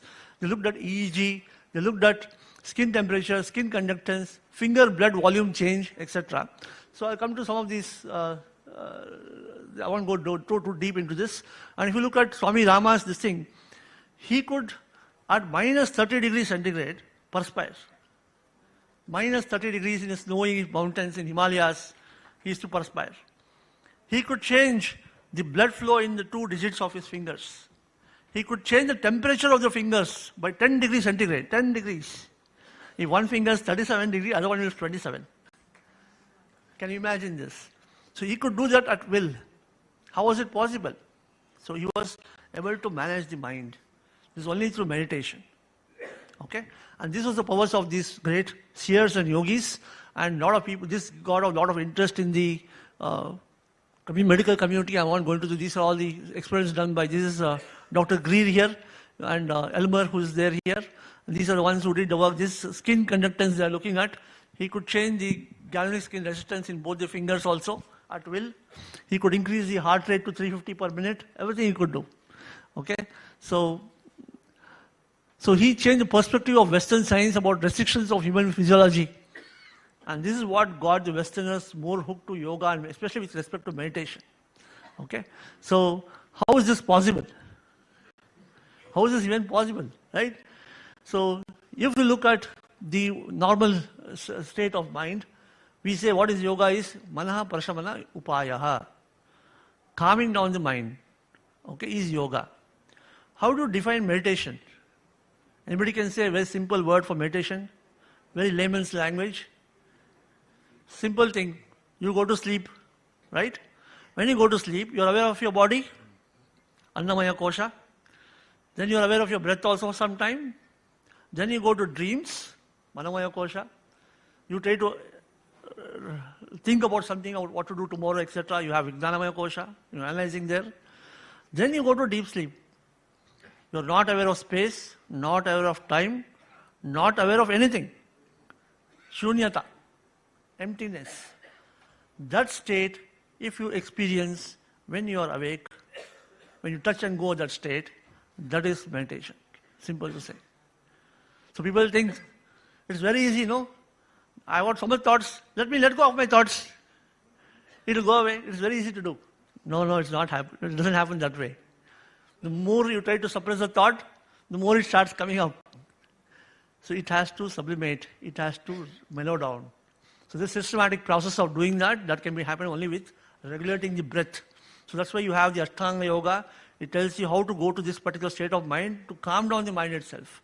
So when your mind is active, you have a lot of gamma waves, waking mind. And when you do meditation, you can see the amount of thought process, how it comes down, it slows down. You have alpha and theta waves. So yoga is nothing but a science of calming down the mind, which can happen only with the meditative practices. So what does all the other parts of yoga do? Asanas, kshatriyas, pranayamas, bandhras, mudras, kumbhaka, keeps your body healthy, keeps your body fit, makes you sit quiet in one particular place. You won't have aches, you won't have pains, you won't have any twitches. So you can concentrate, you can calm down the mind. You can go to the empty state of mind. If you have distractions here and there, if you have aches and pains, you can't do this. That's the reason why you have the Ashtanga Yoga. And if you see here, Dharana, Dhyana, Samadhi, this by far is the most powerful techniques in yoga where you can have control over your autonomic nervous system. Okay? So, if you look at breath control, slowing down the motions of inhalation and exhalation is pranayama. So, we do what is called Kumbhaka pranayama, where you slow down the breathing. Normal breath rate is 13 to 20 per minute. Do you know how many minutes can one hold the breath? Anybody has any idea? How many minutes can one hold the breath? Not breathing at all. 3 minutes? Anybody? Guess it. You can give 5 minutes? 24 minutes, 37 seconds. It's a Belgian diver. They practice what is called box breathing. It's nothing but pranayama, plavani pranayam. And they practice this so much that they can hold the breath for 24 minutes. This is world record. Okay? And it's happened very recently only. It's not too far. It's 2018 that he did this world record. Okay? So you can control the breath, and by controlling the breath, you can also control the mind. What happens when you control the breath? Increase blood flow to the brain. Increase blood flow to the brain. It increases by almost 6 times. So that's also the reason why we say, if you have hypertension or heart disease, don't hold the breath. It is dangerous for you also. So it should be done only with good practice. Okay? So it can reduce oxidative stress, it can bring a relaxation response, I'll come to that later on. Okay? It reduces fatigue, it reduces inflammation. So, okay, sorry. So what does meditation does?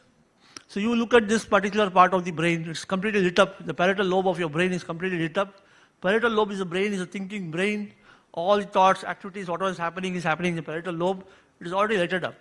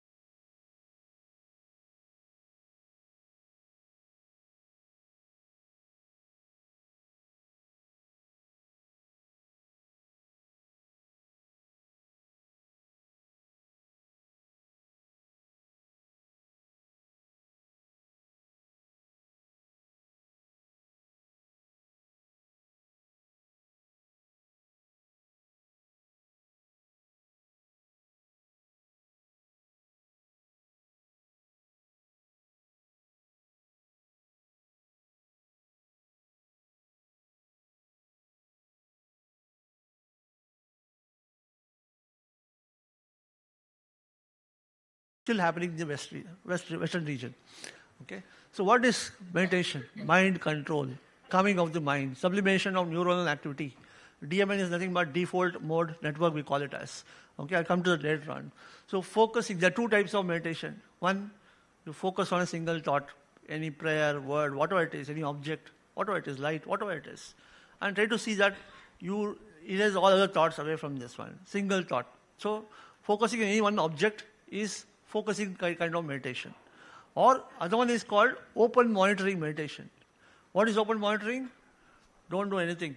Just allow what is happening. Just observe what is happening inside your mind. What thoughts come, what thoughts go. Don't do anything. Stay passive observer. Okay? As you keep on doing it, slowly your thoughts will sublimate and you will start getting calmed down, or you will have the silence. Okay? That's called open monitoring, and this is also called as mindfulness also. Okay? So you have different types of meditation, Om meditation, mantra meditation, light, mindfulness, etc. All of them do the same thing. All of them bring about alpha waves and theta waves. They help in calming down the mind. So you may use different means of doing it, but all of them, the goal is the same. Okay? So what happens with this meditation here? This hormone called GABA, which you can see, this is a calming neurotransmitter which increases in great quantities in the brain. Okay? This is a calming neurotransmitter. It calms down the areas of the brain. It slows down the brain completely. It slows down the electrical activities of the brain. So it is not only about the electrical activity of the brain, it's also about these neurotransmitters. Okay? So this GABA is a very important neurotransmitter which plays a very, very important role, as well as last one is called the endorphins, the euphoria neurotransmitters, which are also important, which come up in the later stages of meditation. When you do advanced meditation, you can get endorphins also. Okay? So we'll come to some more this thing. So I said to you, these alpha waves, you can see the frequency is coming down drastically. And if you compare this here with the frequency with all these things, you can look at the states of their mind. Alpha waves, you are calm, you have creative visualization, you are just focusing on a single thought or object, that visual area is lighted up. Whereas in theta waves, deep relaxation, meditation, your parietal lobe is slightly active. Okay? When you go to delta waves coming up, you go to deep sleep kind of state. You're awake, but you're going to a deep sleep state of mind. Okay? This is what happens. See the number of waves. Waves is very, very low waveform here. Okay? So this is what is happening with these different frequencies of these waves. So when you have beta waves, high beta waves, you have anxiety, stress, nervousness, panic attacks. When you have mid and low frequency beta waves, alertness and focus and concentration. So initially, when you do concentration meditation, you have more beta waves. Okay? And here, what is the hormone released here? Neurotransmitter, dopamine here. When you have alpha waves, when you start peaceful, when you start relaxing, you have serotonin and endorphins. Then when you have theta waves, when you calm and meditative deep contentment, you have GABA, high levels of GABA and serotonin and endorphins and human growth hormone as well. Okay? When you go to delta, deep sleep stage, dreamless sleep, reduced thought, oneness is there, you have high growth hormone and melatonin. So these are the physiological mechanisms by which not just the electrical activity, the hormones, the neurotransmitters also change in the brain with respect to your depth of meditation. Okay? So what is happening with brain? What happens to brain when you do meditation? Okay? As you grow old, you know what is happening? You have the nerve cells making connections to each other, right? They make more connections. It is called plasticity. So more the connections they make, better memory you have, better attention span you have.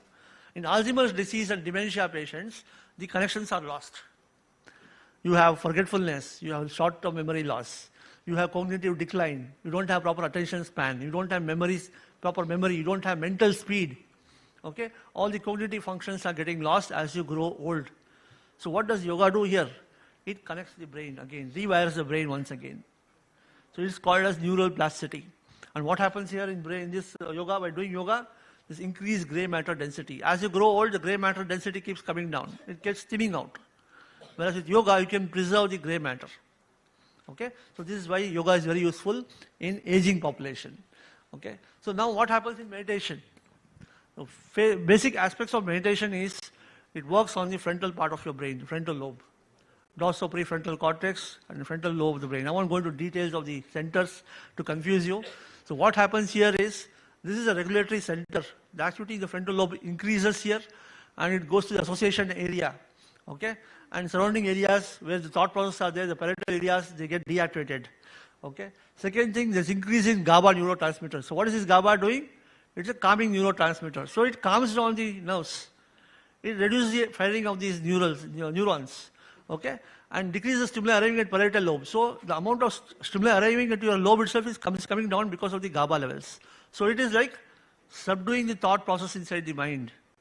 Calm down, calm down. It's doing the job of calming down. It enhances the sense of focus, so it makes you more focused when you do meditation. Decreasing orientation association area is there, the right parietal lobe. Sense of space, sense of wholeness is there when you start doing the meditation step 2. In step 3, it goes into the hippocampus and amygdala. Now these two are very important. Hippocampus is a memory center. Amygdala is a fear center. Okay, when you have tension, stress and anything is there, this part of the brain is also called the emotional brain, or the primitive brain we call it as. This is the brain which you need to get control of. Hypothalamus and amygdala. You get control of this brain, then you can do anything. Then you have no fear, nothing. Let me tell you. Okay? And this is where meditation works on. It gives a different kind of sensory perception to hypothalamus and to the amygdala. What this perception gives? Of emptiness. Now these are all expecting some sort of thought, they're expecting some negative thought, aggressive thought, okay? Any sort of emotion it is expecting. Nothing is going there. Because you're doing meditation, emptiness is going there. That imprint stays inside your hypothalamus and your amygdala, okay? It influences them so drastically that the reactivity of these centers come down. So the ability of this, because when you have tension, it reacts faster. Some people become very angry very fast, right? They have impulsivity. That impulsivity comes down because they are slowing down. Okay? Then you go into the step 4, you have the ventromedial hypothalamus, parasympathetic nervous system is activated here, and that brings about relaxation response, slowing down. Response for calming down, relaxation, bliss, profound quiescence, feeling very happy, euphoric. All this happens because of this. Okay? And then all the left or right parietal areas are switched off, which is the thinking brain. The thinking brain also comes down, and slowly you have what is there? State of silence, shunyata. That is meditation. This is what happens when you do meditation. It just goes from the frontal part of the body, it deactivates other parts of the body which are very active in awake state, and so that you are calmed down. So when you look at Buddhist meditation, you have Nirmana Kaya we have, it's called waking state, Sambhoga Kaya, then Dharma Kaya we have. So waking, dreaming and sleeping state is what is stored in the Buddhist meditation techniques. The same way when you talk about the Vedanta philosophy, we talk about Anandamaya Kosha, which is related to the state of absolute bliss in meditation in the Indian philosophy. So I won't go into more details about all this. So again, what happens here is this dorsolateral prefrontal cortex is the one which is very useful in meditation. It's also called as the default mode network.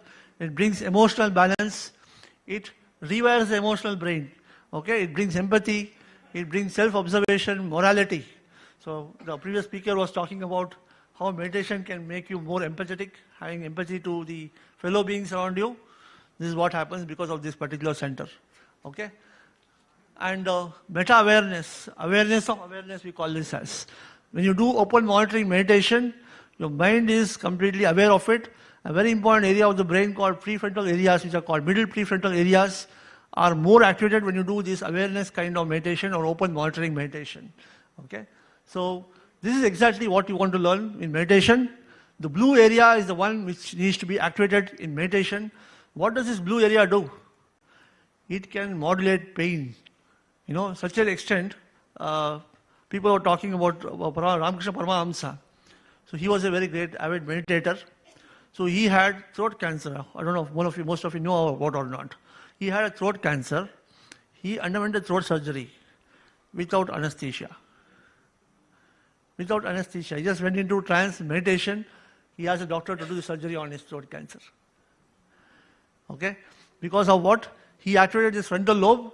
This inhibits all the pain pathways.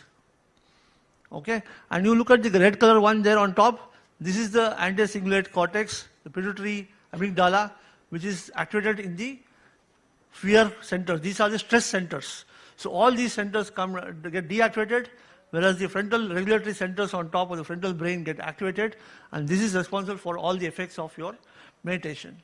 Okay? So this is what you see: increased awareness, attention, mindfulness, concentration, and you have purpose and meaning in life. So meditation changes somebody's personality totally. okay, because of these different areas of the brain getting activated. And this is the physiology and secret behind meditation. And why I say this is, if you look at the Western population, look at even Indian population today, the number of cases of depression is increasing. People with suicidal tendencies, you can see youngsters getting into suicide, you know. So that kind of thing is happening because you have got caught in the worldly pleasures. What happens in the rat race? You're always behind power, you're always behind money, you're hungry for all the materialistic pursuits. You're just caught in the rat race. When you start doing meditation, you tend to let go of everything. You don't have interest in all this. And when you don't have interest in all this, consequences don't matter to you. Isn't it? Consequences don't matter to you anymore. So that is what is meditation. So to get to that particular extent, you need to cultivate the mind.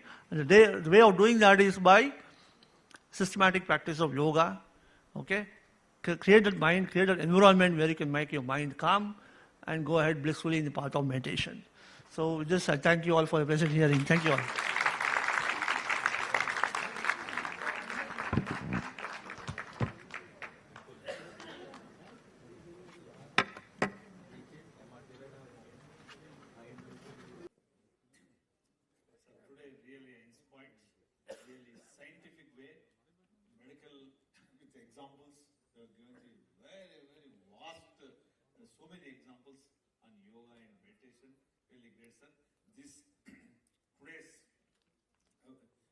This has to be reached to every, especially youth.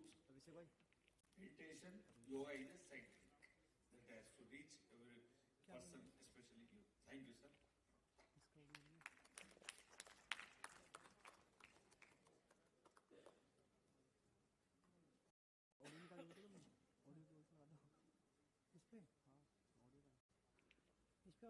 Thank you, sir, for a powerful talk. Yes, dear friends and masters, when our thoughts get better, our health gets better. There is no better way to better our thoughts than to meditate. So don't absorb thoughts, learn to observe them. And now, may I invite Sai Kripa Sagar, sir, and Pia Singh ma'am, Sonal Doshi and Karthik Shivkumar sir for the panel discussion with the topic Inner Transformation to Outer Joy. Meditation is the way. There are two ways to be happy. Change the situation or change your mindset towards it. When with practice of meditation, teams in the organization work rather than compete with each other, they do complement each other, work in coherence. So I cordially invite all the team members and let me introduce them. Dr. Sai Kripa Sagar is the head of Quantum Coherence Technologies and director of Pyramid Valley. Pia Singh ma'am, director at DLF and chairperson of DLF Foundation, leads initiatives in education, healthcare, and social development. She pioneered luxury retail malls in India and built DT Cinemas. A trustee of Anand Sangha, she also directs Yogananda Films and Paramhansa Yoganand Trust, supporting undeserved communities. Karthik Shivkumar sir, a global supply chain leader and meditation practitioner, serves as a board member and advisor for business and non-profits. He promotes meditation and mindfulness, aspiring to integrate spiritual culture into corporate and academic environments through gratitude and empathy.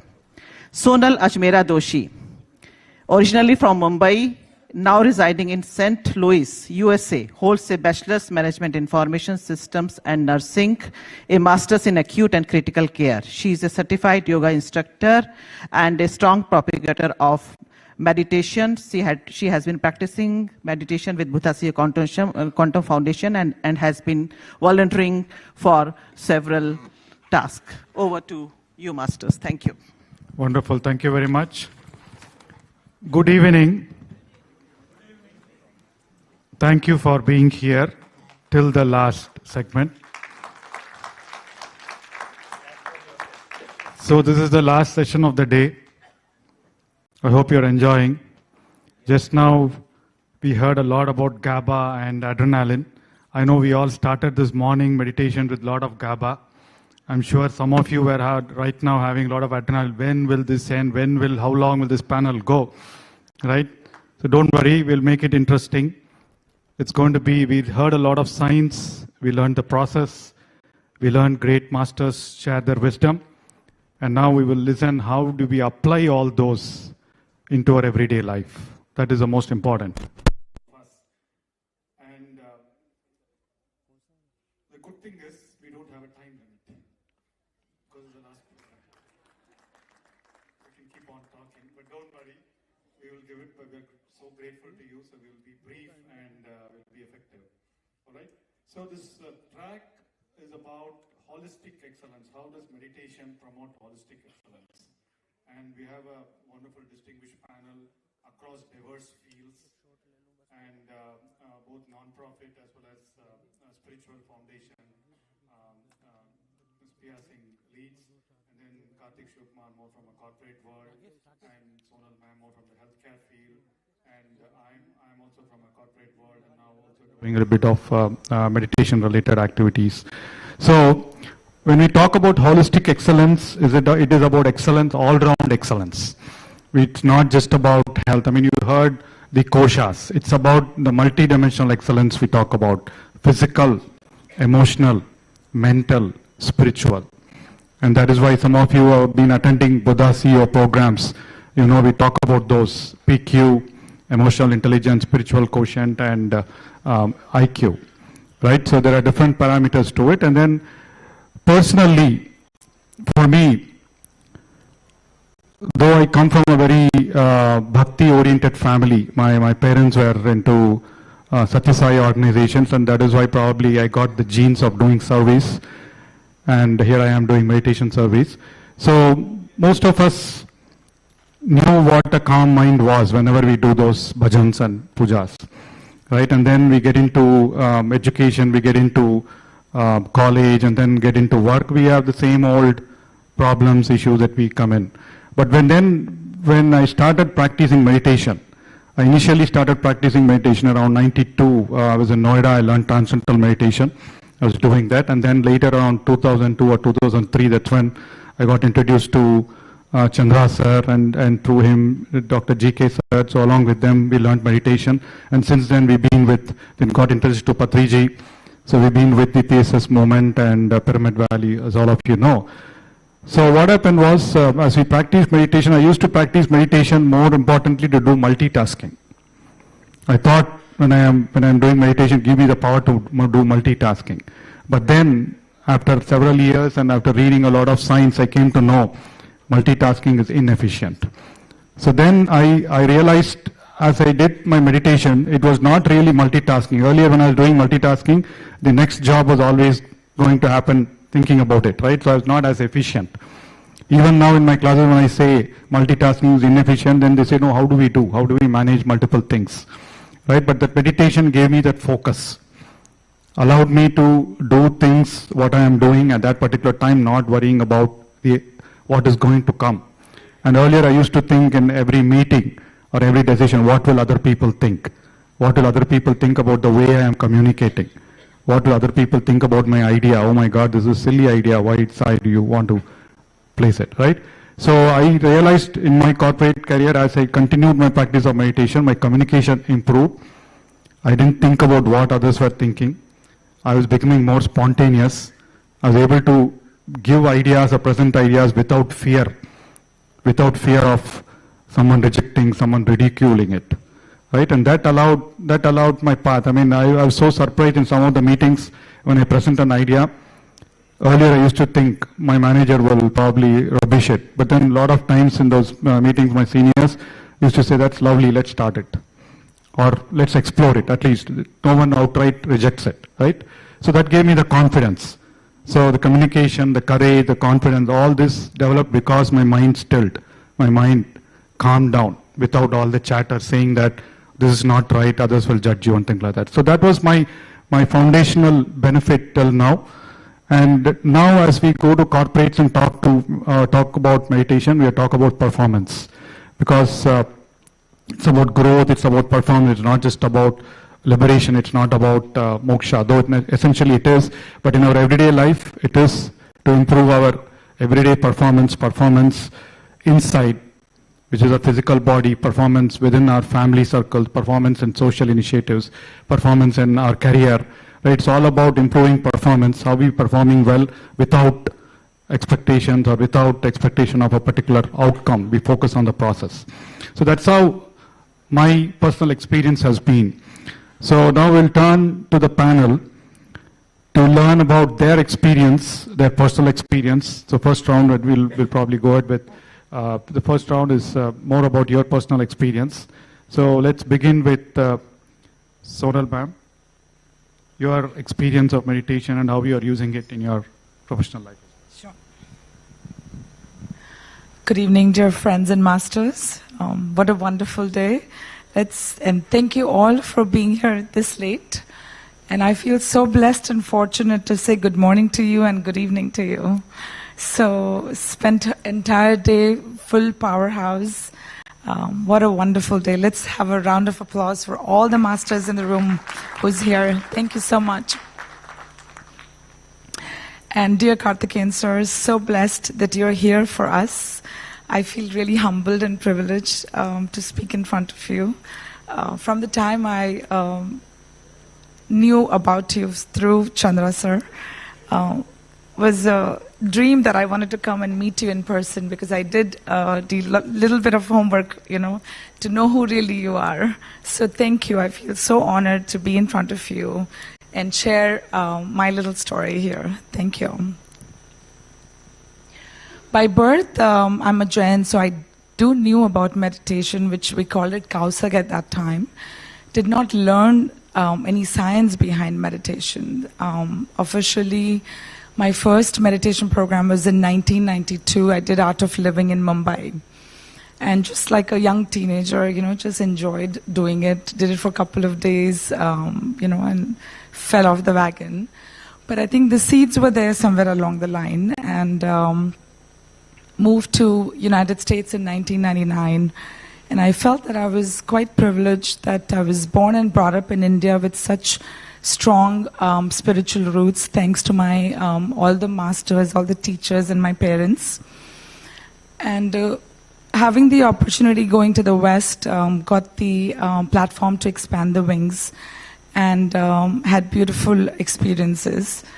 But the life was different before meditation. After doing 40 days program with Chandra sir, those challenges and painful experiences turned into experiences. So I can smile and talk about it today. So eternally grateful for that, sir. Moving forward, as we talked a lot today about what a yoga and meditation does, and I did get the touch to, learn about everything. Did Kriya Yoga, did Vasi Yoga from Tamil Nadu, and every place I went, it taught me something.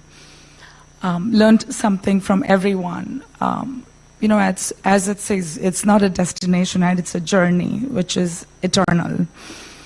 However, the benefits of meditation I did not see until I joined 40 Days for Buddha CEO program. And what really touched me was when it was done, it took me a year before I could commit to it. And when it was done, I thought, oh wow, I needed to do more. I didn't feel that I had enough. It was truly where I felt my soul was rejoicing. I couldn't express it at the time. But you know how they say, dil mange more. So that's when I joined the coach program, because I wanted to know more. I wanted to have more of Chandra sir's wisdom. It was just so infectious. And every day I was in wow factor. Wow, I was writing and writing and writing.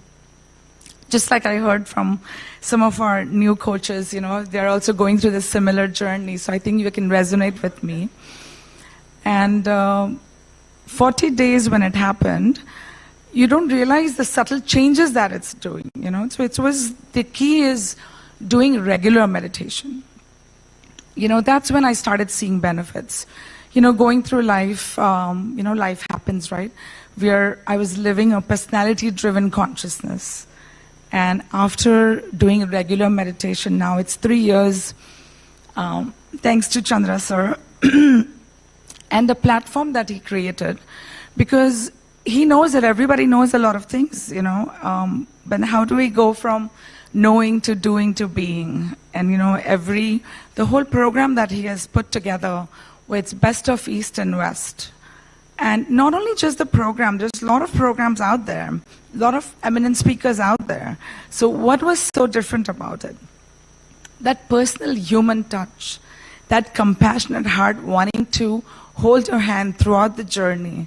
And I heard from each of you that he guided me every step, and so is my story too. So how blessed I am and how grateful I am. So being in medical field, I knew that everything that we're experiencing was psychosomatic, and that is the only reason I was thriving, because, over the years life happens, right? When we haven't learned to let go. We think we've forgiven people, but we're still being non-judgmental. I mean, we are being judgmental. We're still seeing things from the past lens, from the experience that we've had. So even though externally I thought I'm doing well, living this so-called successful life, all the unreal things, the tangible things that we think is, we kind of realize the unreal has become real, right? So going through his wisdom sessions, doing daily meditation, doing Sajjan Sangatya, and the most important, I started reading books. So immense benefit. Whatever I am today here, it's all credit goes to Buddha CEO and Chandra sir and Vani ma'am. I'm eternally grateful for this beautiful journey with them. And, through them, came to know all these masters here. What an inspiration, they haven't slept for days. They're all doing whatever meditation people were saying. So that's when I realized that my motto to be here was to see what I could do more. How I could, there was a time where I needed healing, emotional, mental, and physical. And it was the stress of physical work, not learning the art of letting go, not understanding how to take life as an experience. And once I started learning everything from him, I started realizing that I'm eternally grateful for those challenges of my life, because it wasn't for that I wouldn't be who I am today. So that's when I realized that, universe, as he teaches us, right, what is spiritual scientific mindset is that we are energy beings and connected with each other. And we know we are all one. However, to experience that, I got to do that, after I started regular meditation.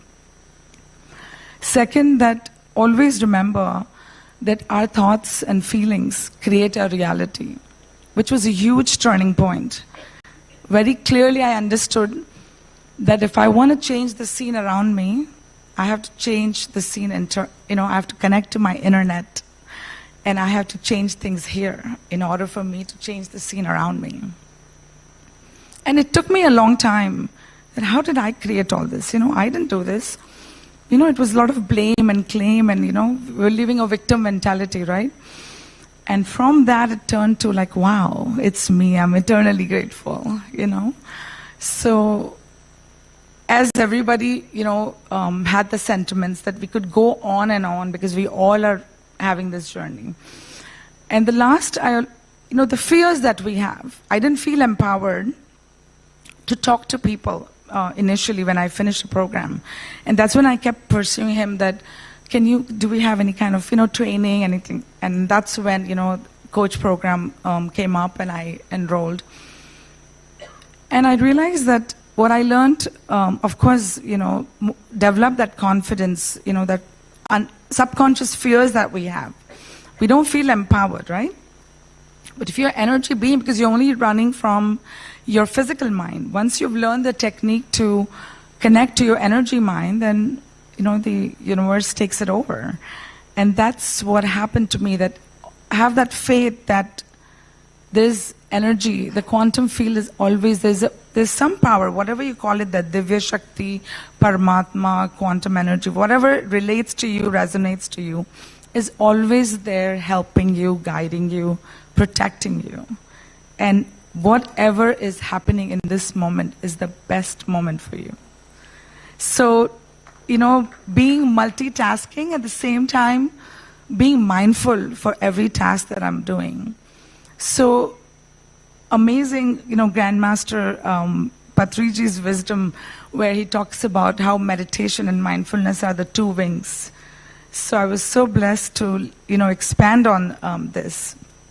So with that, my life completely changed. I was clinically depressed. I was prescribed anti-depressant, which I didn't want to fix it with a pill. So even though, I took counseling, and that immensely helped, because I think you're not self-aware. When you are the provider, you're talking to patients, very soon I realized that I'm pouring from an empty cup. Being a mother, being a daughter-in-law, being a daughter, you take all these beautiful roles, and I was doing it very lovingly without realizing that I had lost my own zest of life.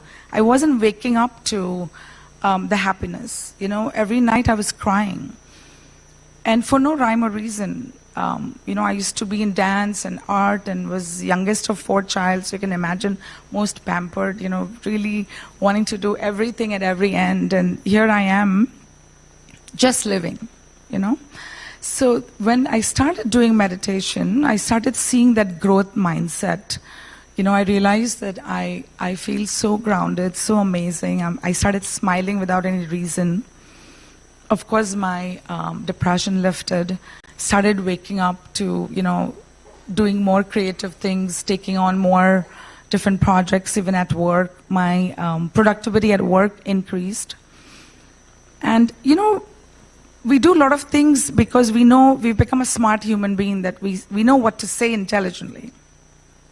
But to mean it, our thoughts, words, and deeds, if we take care of our thoughts and words, actions automatically is in alignment. So understood what it is to master the mind. The 4 agreements truly changed my life. How I can be impeccable with my words. How important each thought and each word is. So I learned the science behind it and just fell in love with the whole thing, and eternally grateful. So doing a lot more things and truly grateful to all the masters who supports every way, including Ramesh sir and Apurva, who brought us to this platform. So eternally grateful for crossing path with such amazing souls, and looking forward to expand with you. I could go on and on, but keeping time in mind, I will pass it on to you, sir. Thank you.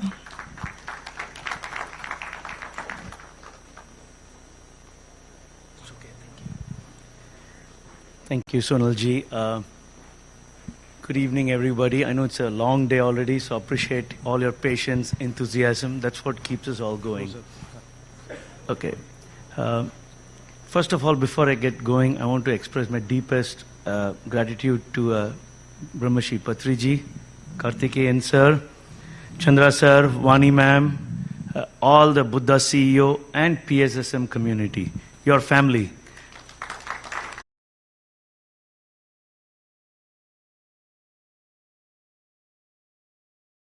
Responsibility of laying off a lot of people. At that time, I was really down. I was wondering, what's going on here? What's going on around? Why am I have to do all of this? All of these doubts, thoughts came to me. At that time, my wife said, hey, there is this online meditation class. Why don't you just join it? It's online. And I'm like, no, I'm not into meditation. I'm not into all this spirituality. And she signed me up. So I didn't have a choice. I had to go and attend this Buddha CEO session. It's a 40-day session. And she told me, attend the first 2 days. If you don't like it, you can drop off. That was our agreement. Boy, that changed my life. So I would say, before attending the meditation sessions, the Buddha CEO and a post, that's kind of how I would break my life. Before that, I was just, like I mentioned, a goal-oriented person. But since meditation, I've become more of a purpose-driven life, leading a purpose-driven life. I'll give you some examples. During the pandemic time, one of the things I learned after a couple of the sessions with Buddha CEOs, 40-day sessions, was a very important note, which I still kind of ground myself on. Where your thoughts go, your energy goes. At first I thought, okay, what's the big deal? It's got a profound meaning. Very similar to what Sonalji said, right? If you have the positive thoughts and intent, good things happen. If there is self-limiting beliefs, that happens too. And that's what I was getting caught up on. I had this excuse, not a good boss, not a good peer, not a good industry, not a good company. And this can go on and on and on. Since then, I've changed my own outlook in life. And it's changed immensely. In June 2023, Vani ma'am and Chandra sir came and graced our home in Seattle. And I explained some of my professional concerns to Chandra sir. I remember that day, we just locked ourselves in the study for 20 minutes, and he just made me rethink some of the things he thought in all the 40-day sessions. Just gave me a little bit of a reminder. And that's really helped me. One of the things I told him was I had a chronic back illness. No doctor in the US could solve. They said, cannot, no surgery. Every 4 months I'll go get a steroid injection, didn't do nothing. So he asked me, okay, forget all that. What do you want to do? I said, sir, I want to go jogging. I haven't jogged in 9 years. This was 2023. Last year, I went jogging with my kids every day in summer. No steroids, no medicines. So it's really important how we go about it. And one of the things I have learned is to practice meditations regularly. I travel a lot around the world. I make sure that either I do it in the hotel or in the flight. I do meditation. I have my headsets on, and people think I'm sleeping, but I'm doing something else, enjoying myself. So that's got me going. Another example I wanted to share. 3 months ago, my world upended. I'm in a supply chain, global supply chain. In normal world, it's chaotic. But in this current state, it's even worse. There's geopolitical situations, old order changes going on around the world, wars, if you've noticed, tariffs coming up from the Trump administration now. All this chaos has been affecting my work in the last 3 months. But I made one intent. On 21st February, I will be here in New Delhi. 3 weeks ago, there was some chaos and my boss said, hey, I need you here in Seattle. We have got some of these tariff things. We may have to go to a local congress. I told him I'll be there till certain time. On 18th, I'm going to take a trip to India. It's personal then. Simple. And as luck would have it, some things changed. And actually I found I had to come here for a very critical work-related stuff. It worked out very well. Worked out really well. It's how the universe changes things. So with the tariffs and geopolitical things, one of the aspirations I had for the last 2 years is to be part of the Atmanirbhar Bharat, make in India. So the products we are making in other countries, we are going to start making in India very soon. And that comes from that intent. Where your thoughts go, energy flows. So I'm seeing this play out again and again. See, many, many times, small and big. So really happy, very, very thrilled and very, very humble to be part of this wonderful organization. My way of giving back. I'm very good in organizing things and putting things together, bringing people together. So a year and a half ago when Chandra sir and Vani ma'am had said, hey, we want to start the US chapter and register for our non-profit, working with like-minded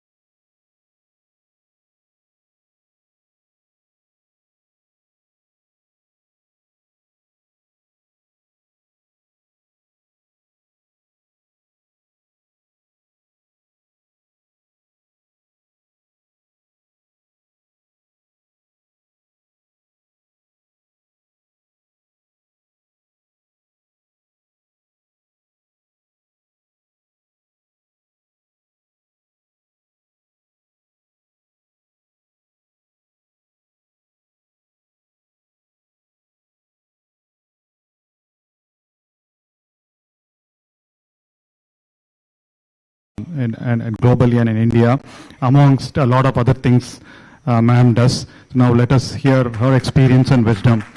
Please go ahead, ma'am. Thank you. Well, thank you so much. It's such a pleasure to be here. And apologies for keeping everyone so late in the evening. I saw Karthikeyanji's coffee coming and I was feeling very guilty. so very sorry about that. But really, I want to first begin by congratulating everyone from Pyramid Foundation to Buddha CEO Foundation, of course, Karthikeyanji, for really putting this event together. I don't think something like this has ever happened, and I think what this will do for meditation and world consciousness is something we can't even comprehend. On this size, this scale, this carefully curated group of speakers, I think really congratulations to all involved. I'll begin by saying that just what you said, really, I have been in the corporate world for over 35 years, and that was my world. And one part of my world is still that. And in 2008, I read the autobiography of a yogi. So I do a lot of Himalayan trekking, and I was on a trek, very high altitude in Uttarakhand, and I took this book with me, more as an intellectual curiosity. I mean, I had a very different life, but I was always an avid intellectual explorer, I would say. And I stayed awake the whole night. I couldn't put the book down. And I said, I have to learn what they're talking about. And there was a phone number at the back of the book. So when I came back to Delhi, I called that number.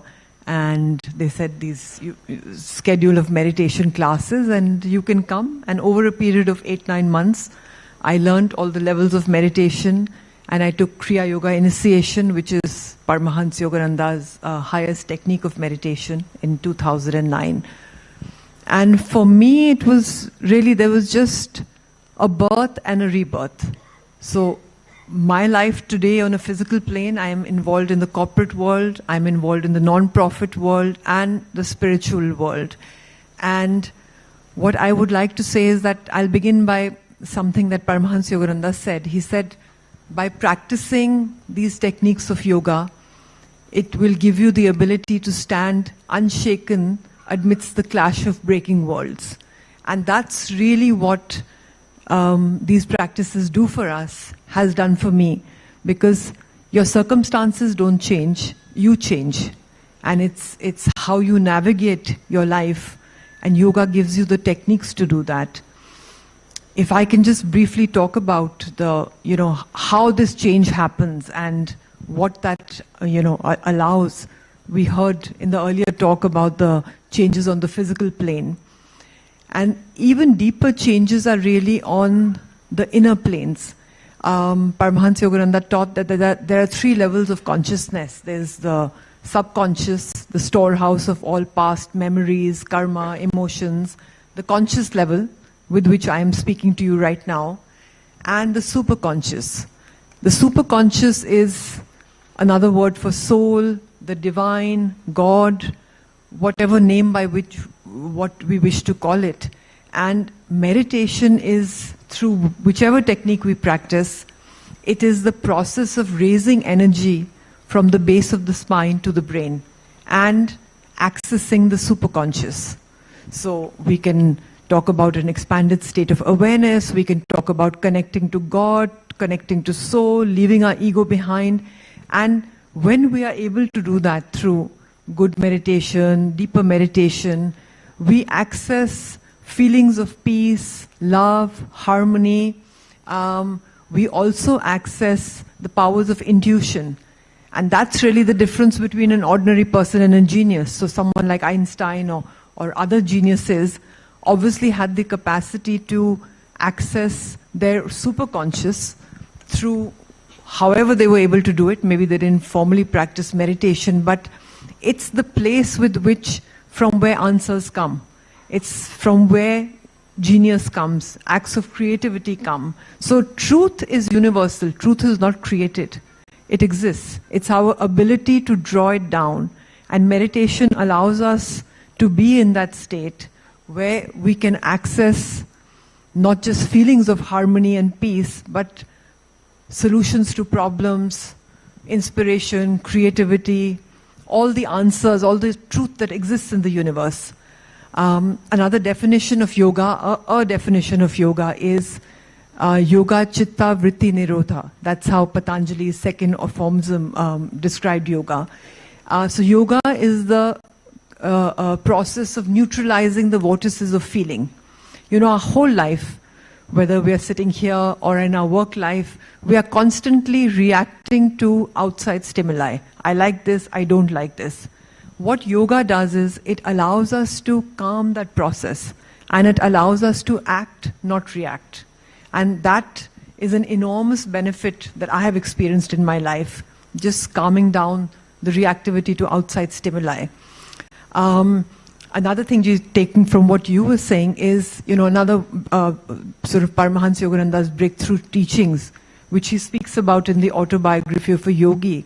He says that thoughts are things, right? I mean, they control everything. And he says thoughts are universally rooted and not individually generated. So thoughts, every thought that we have exists in the universe. It is based on our level of consciousness that we attract that thought. So if we are in a higher state of consciousness, even if we are having some problem in our life or problem in our workplace, we will be able to feel peaceful, calm, and thereby attract a solution. But if we are in a lower state of consciousness, even the smallest problem will look like something big, or we'll just be cribbing about nothing, you know. So, and the only way to raise our level of consciousness is through meditation, and then attract the higher quality of thoughts and not be a prisoner of our mind. The last teaching of Paramahansa Yogananda that I'd like to share, and then I'll just, in conclusion, share how it's changed my life. Actually, a cornerstone of his teaching was the principle of magnetism. So what he really shared was that, you know, we are beings of energy. You know, every cell in our body is made of energy. Einstein said E is equal to mc square. So science also converges on the fact that all matter is made of energy. And Paramahansa Yogananda gave this axiom: greater the will. Will means willpower and concentration, the ability to concentrate. Increases the flow of energy. Meditation is also the process of raising that energy from the base of the spine to the brain. And greater the flow of energy, greater the magnetism. And greater the magnetism, and whatever magnetism, so magnetism can be positive, negative, we can have good thoughts, we'll have, let's say, positive magnetism, negative thoughts, negative magnetism, then we will attract to ourselves whatever level of magnetism we are operating at. And the greater our magnetism, the greater we will be able to attract the thought that we are putting out in that time. Like you mentioned, Kartikji, about the seemingly miraculous way that work manifested for you in Delhi.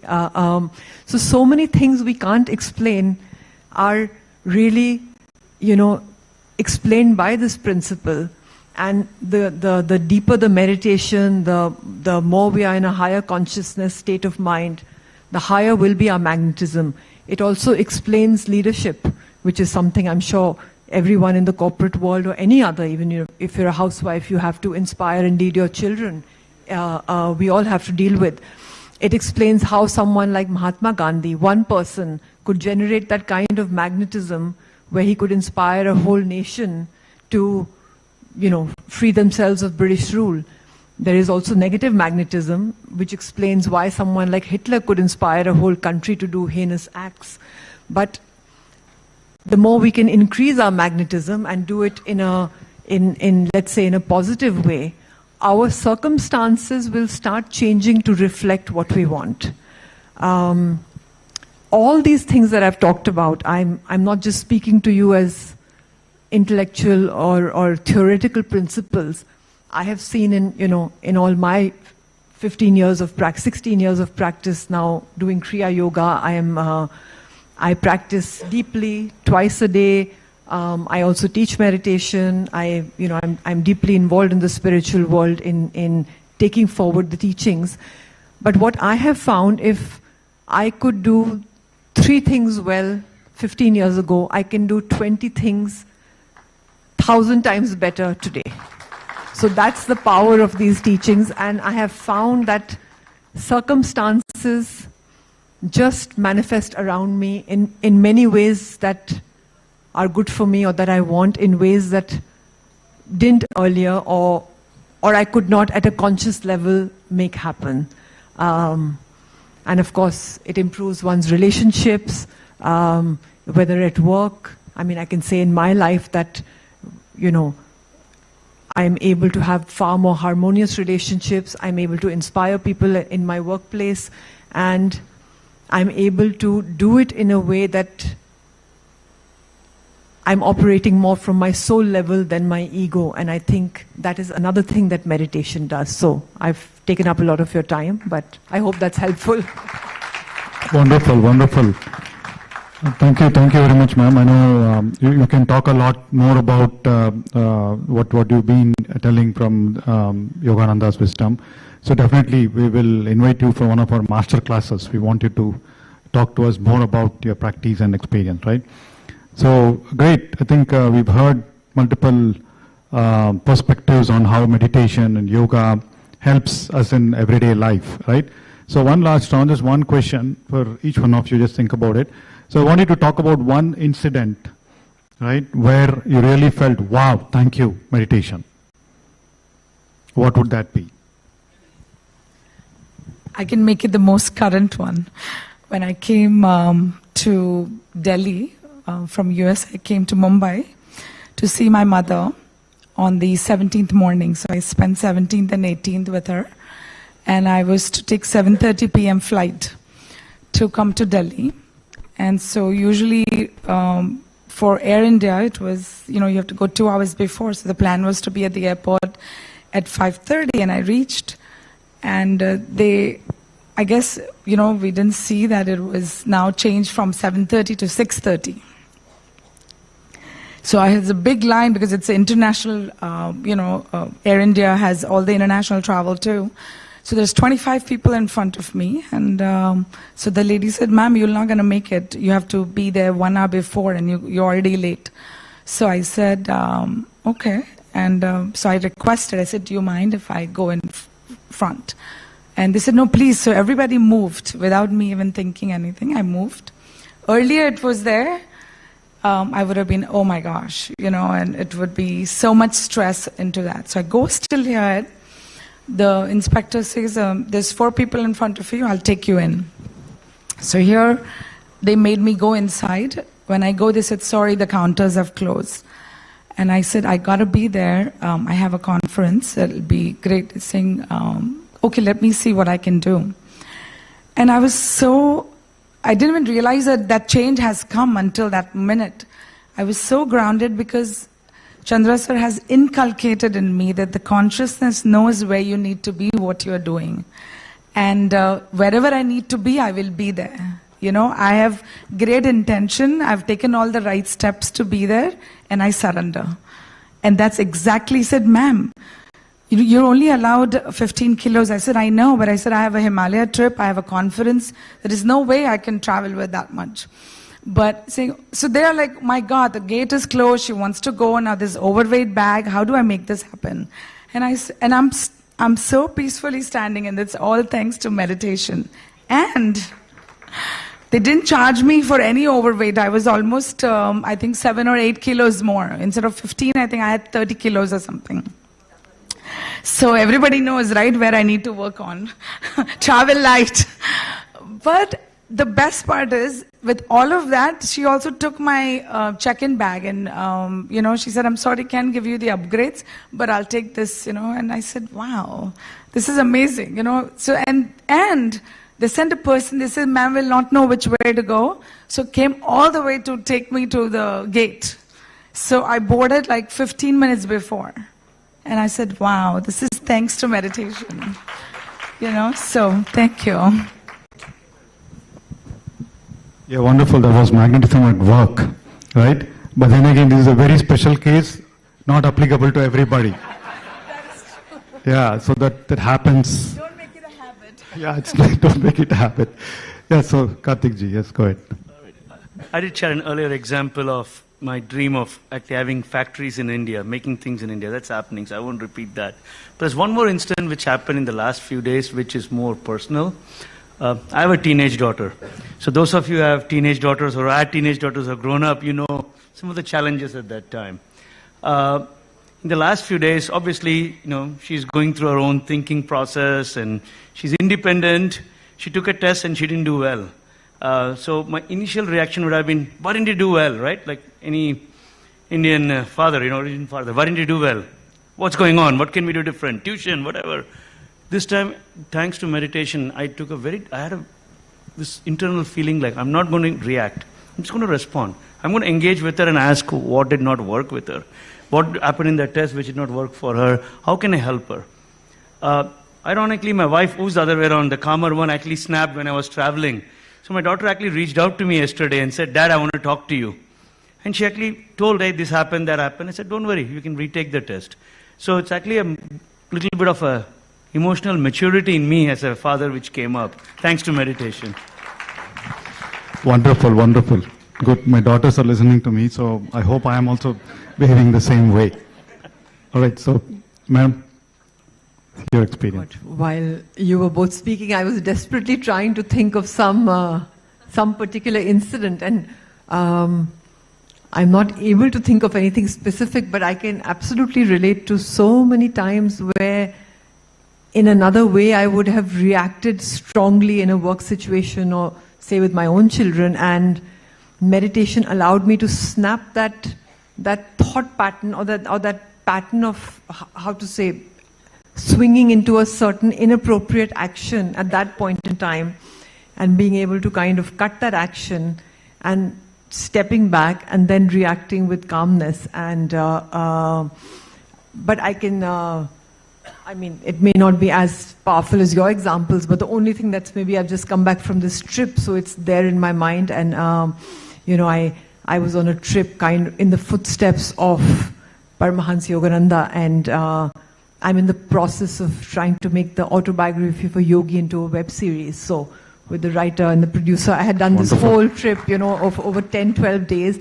And we had the most miraculous experiences on that trip. And I just surrendered on that trip. I said, now whatever you want, whichever places you want us to go master, in our tradition we call Paramahansa Yogananda master, you open them up.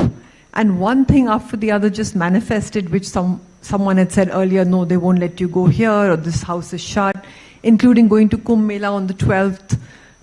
That was like a big snan day, and everyone had said the traffic will be crazy, you won't make it. Everything was just smooth as clockwork, and it was just, I went in with the intention saying that, Master, you manifest what is it you want to happen. And I just saw each thing unfolding in that way, which normally would never have happened,꯫ But only the process of complete surrender and faith enabled that. So it's just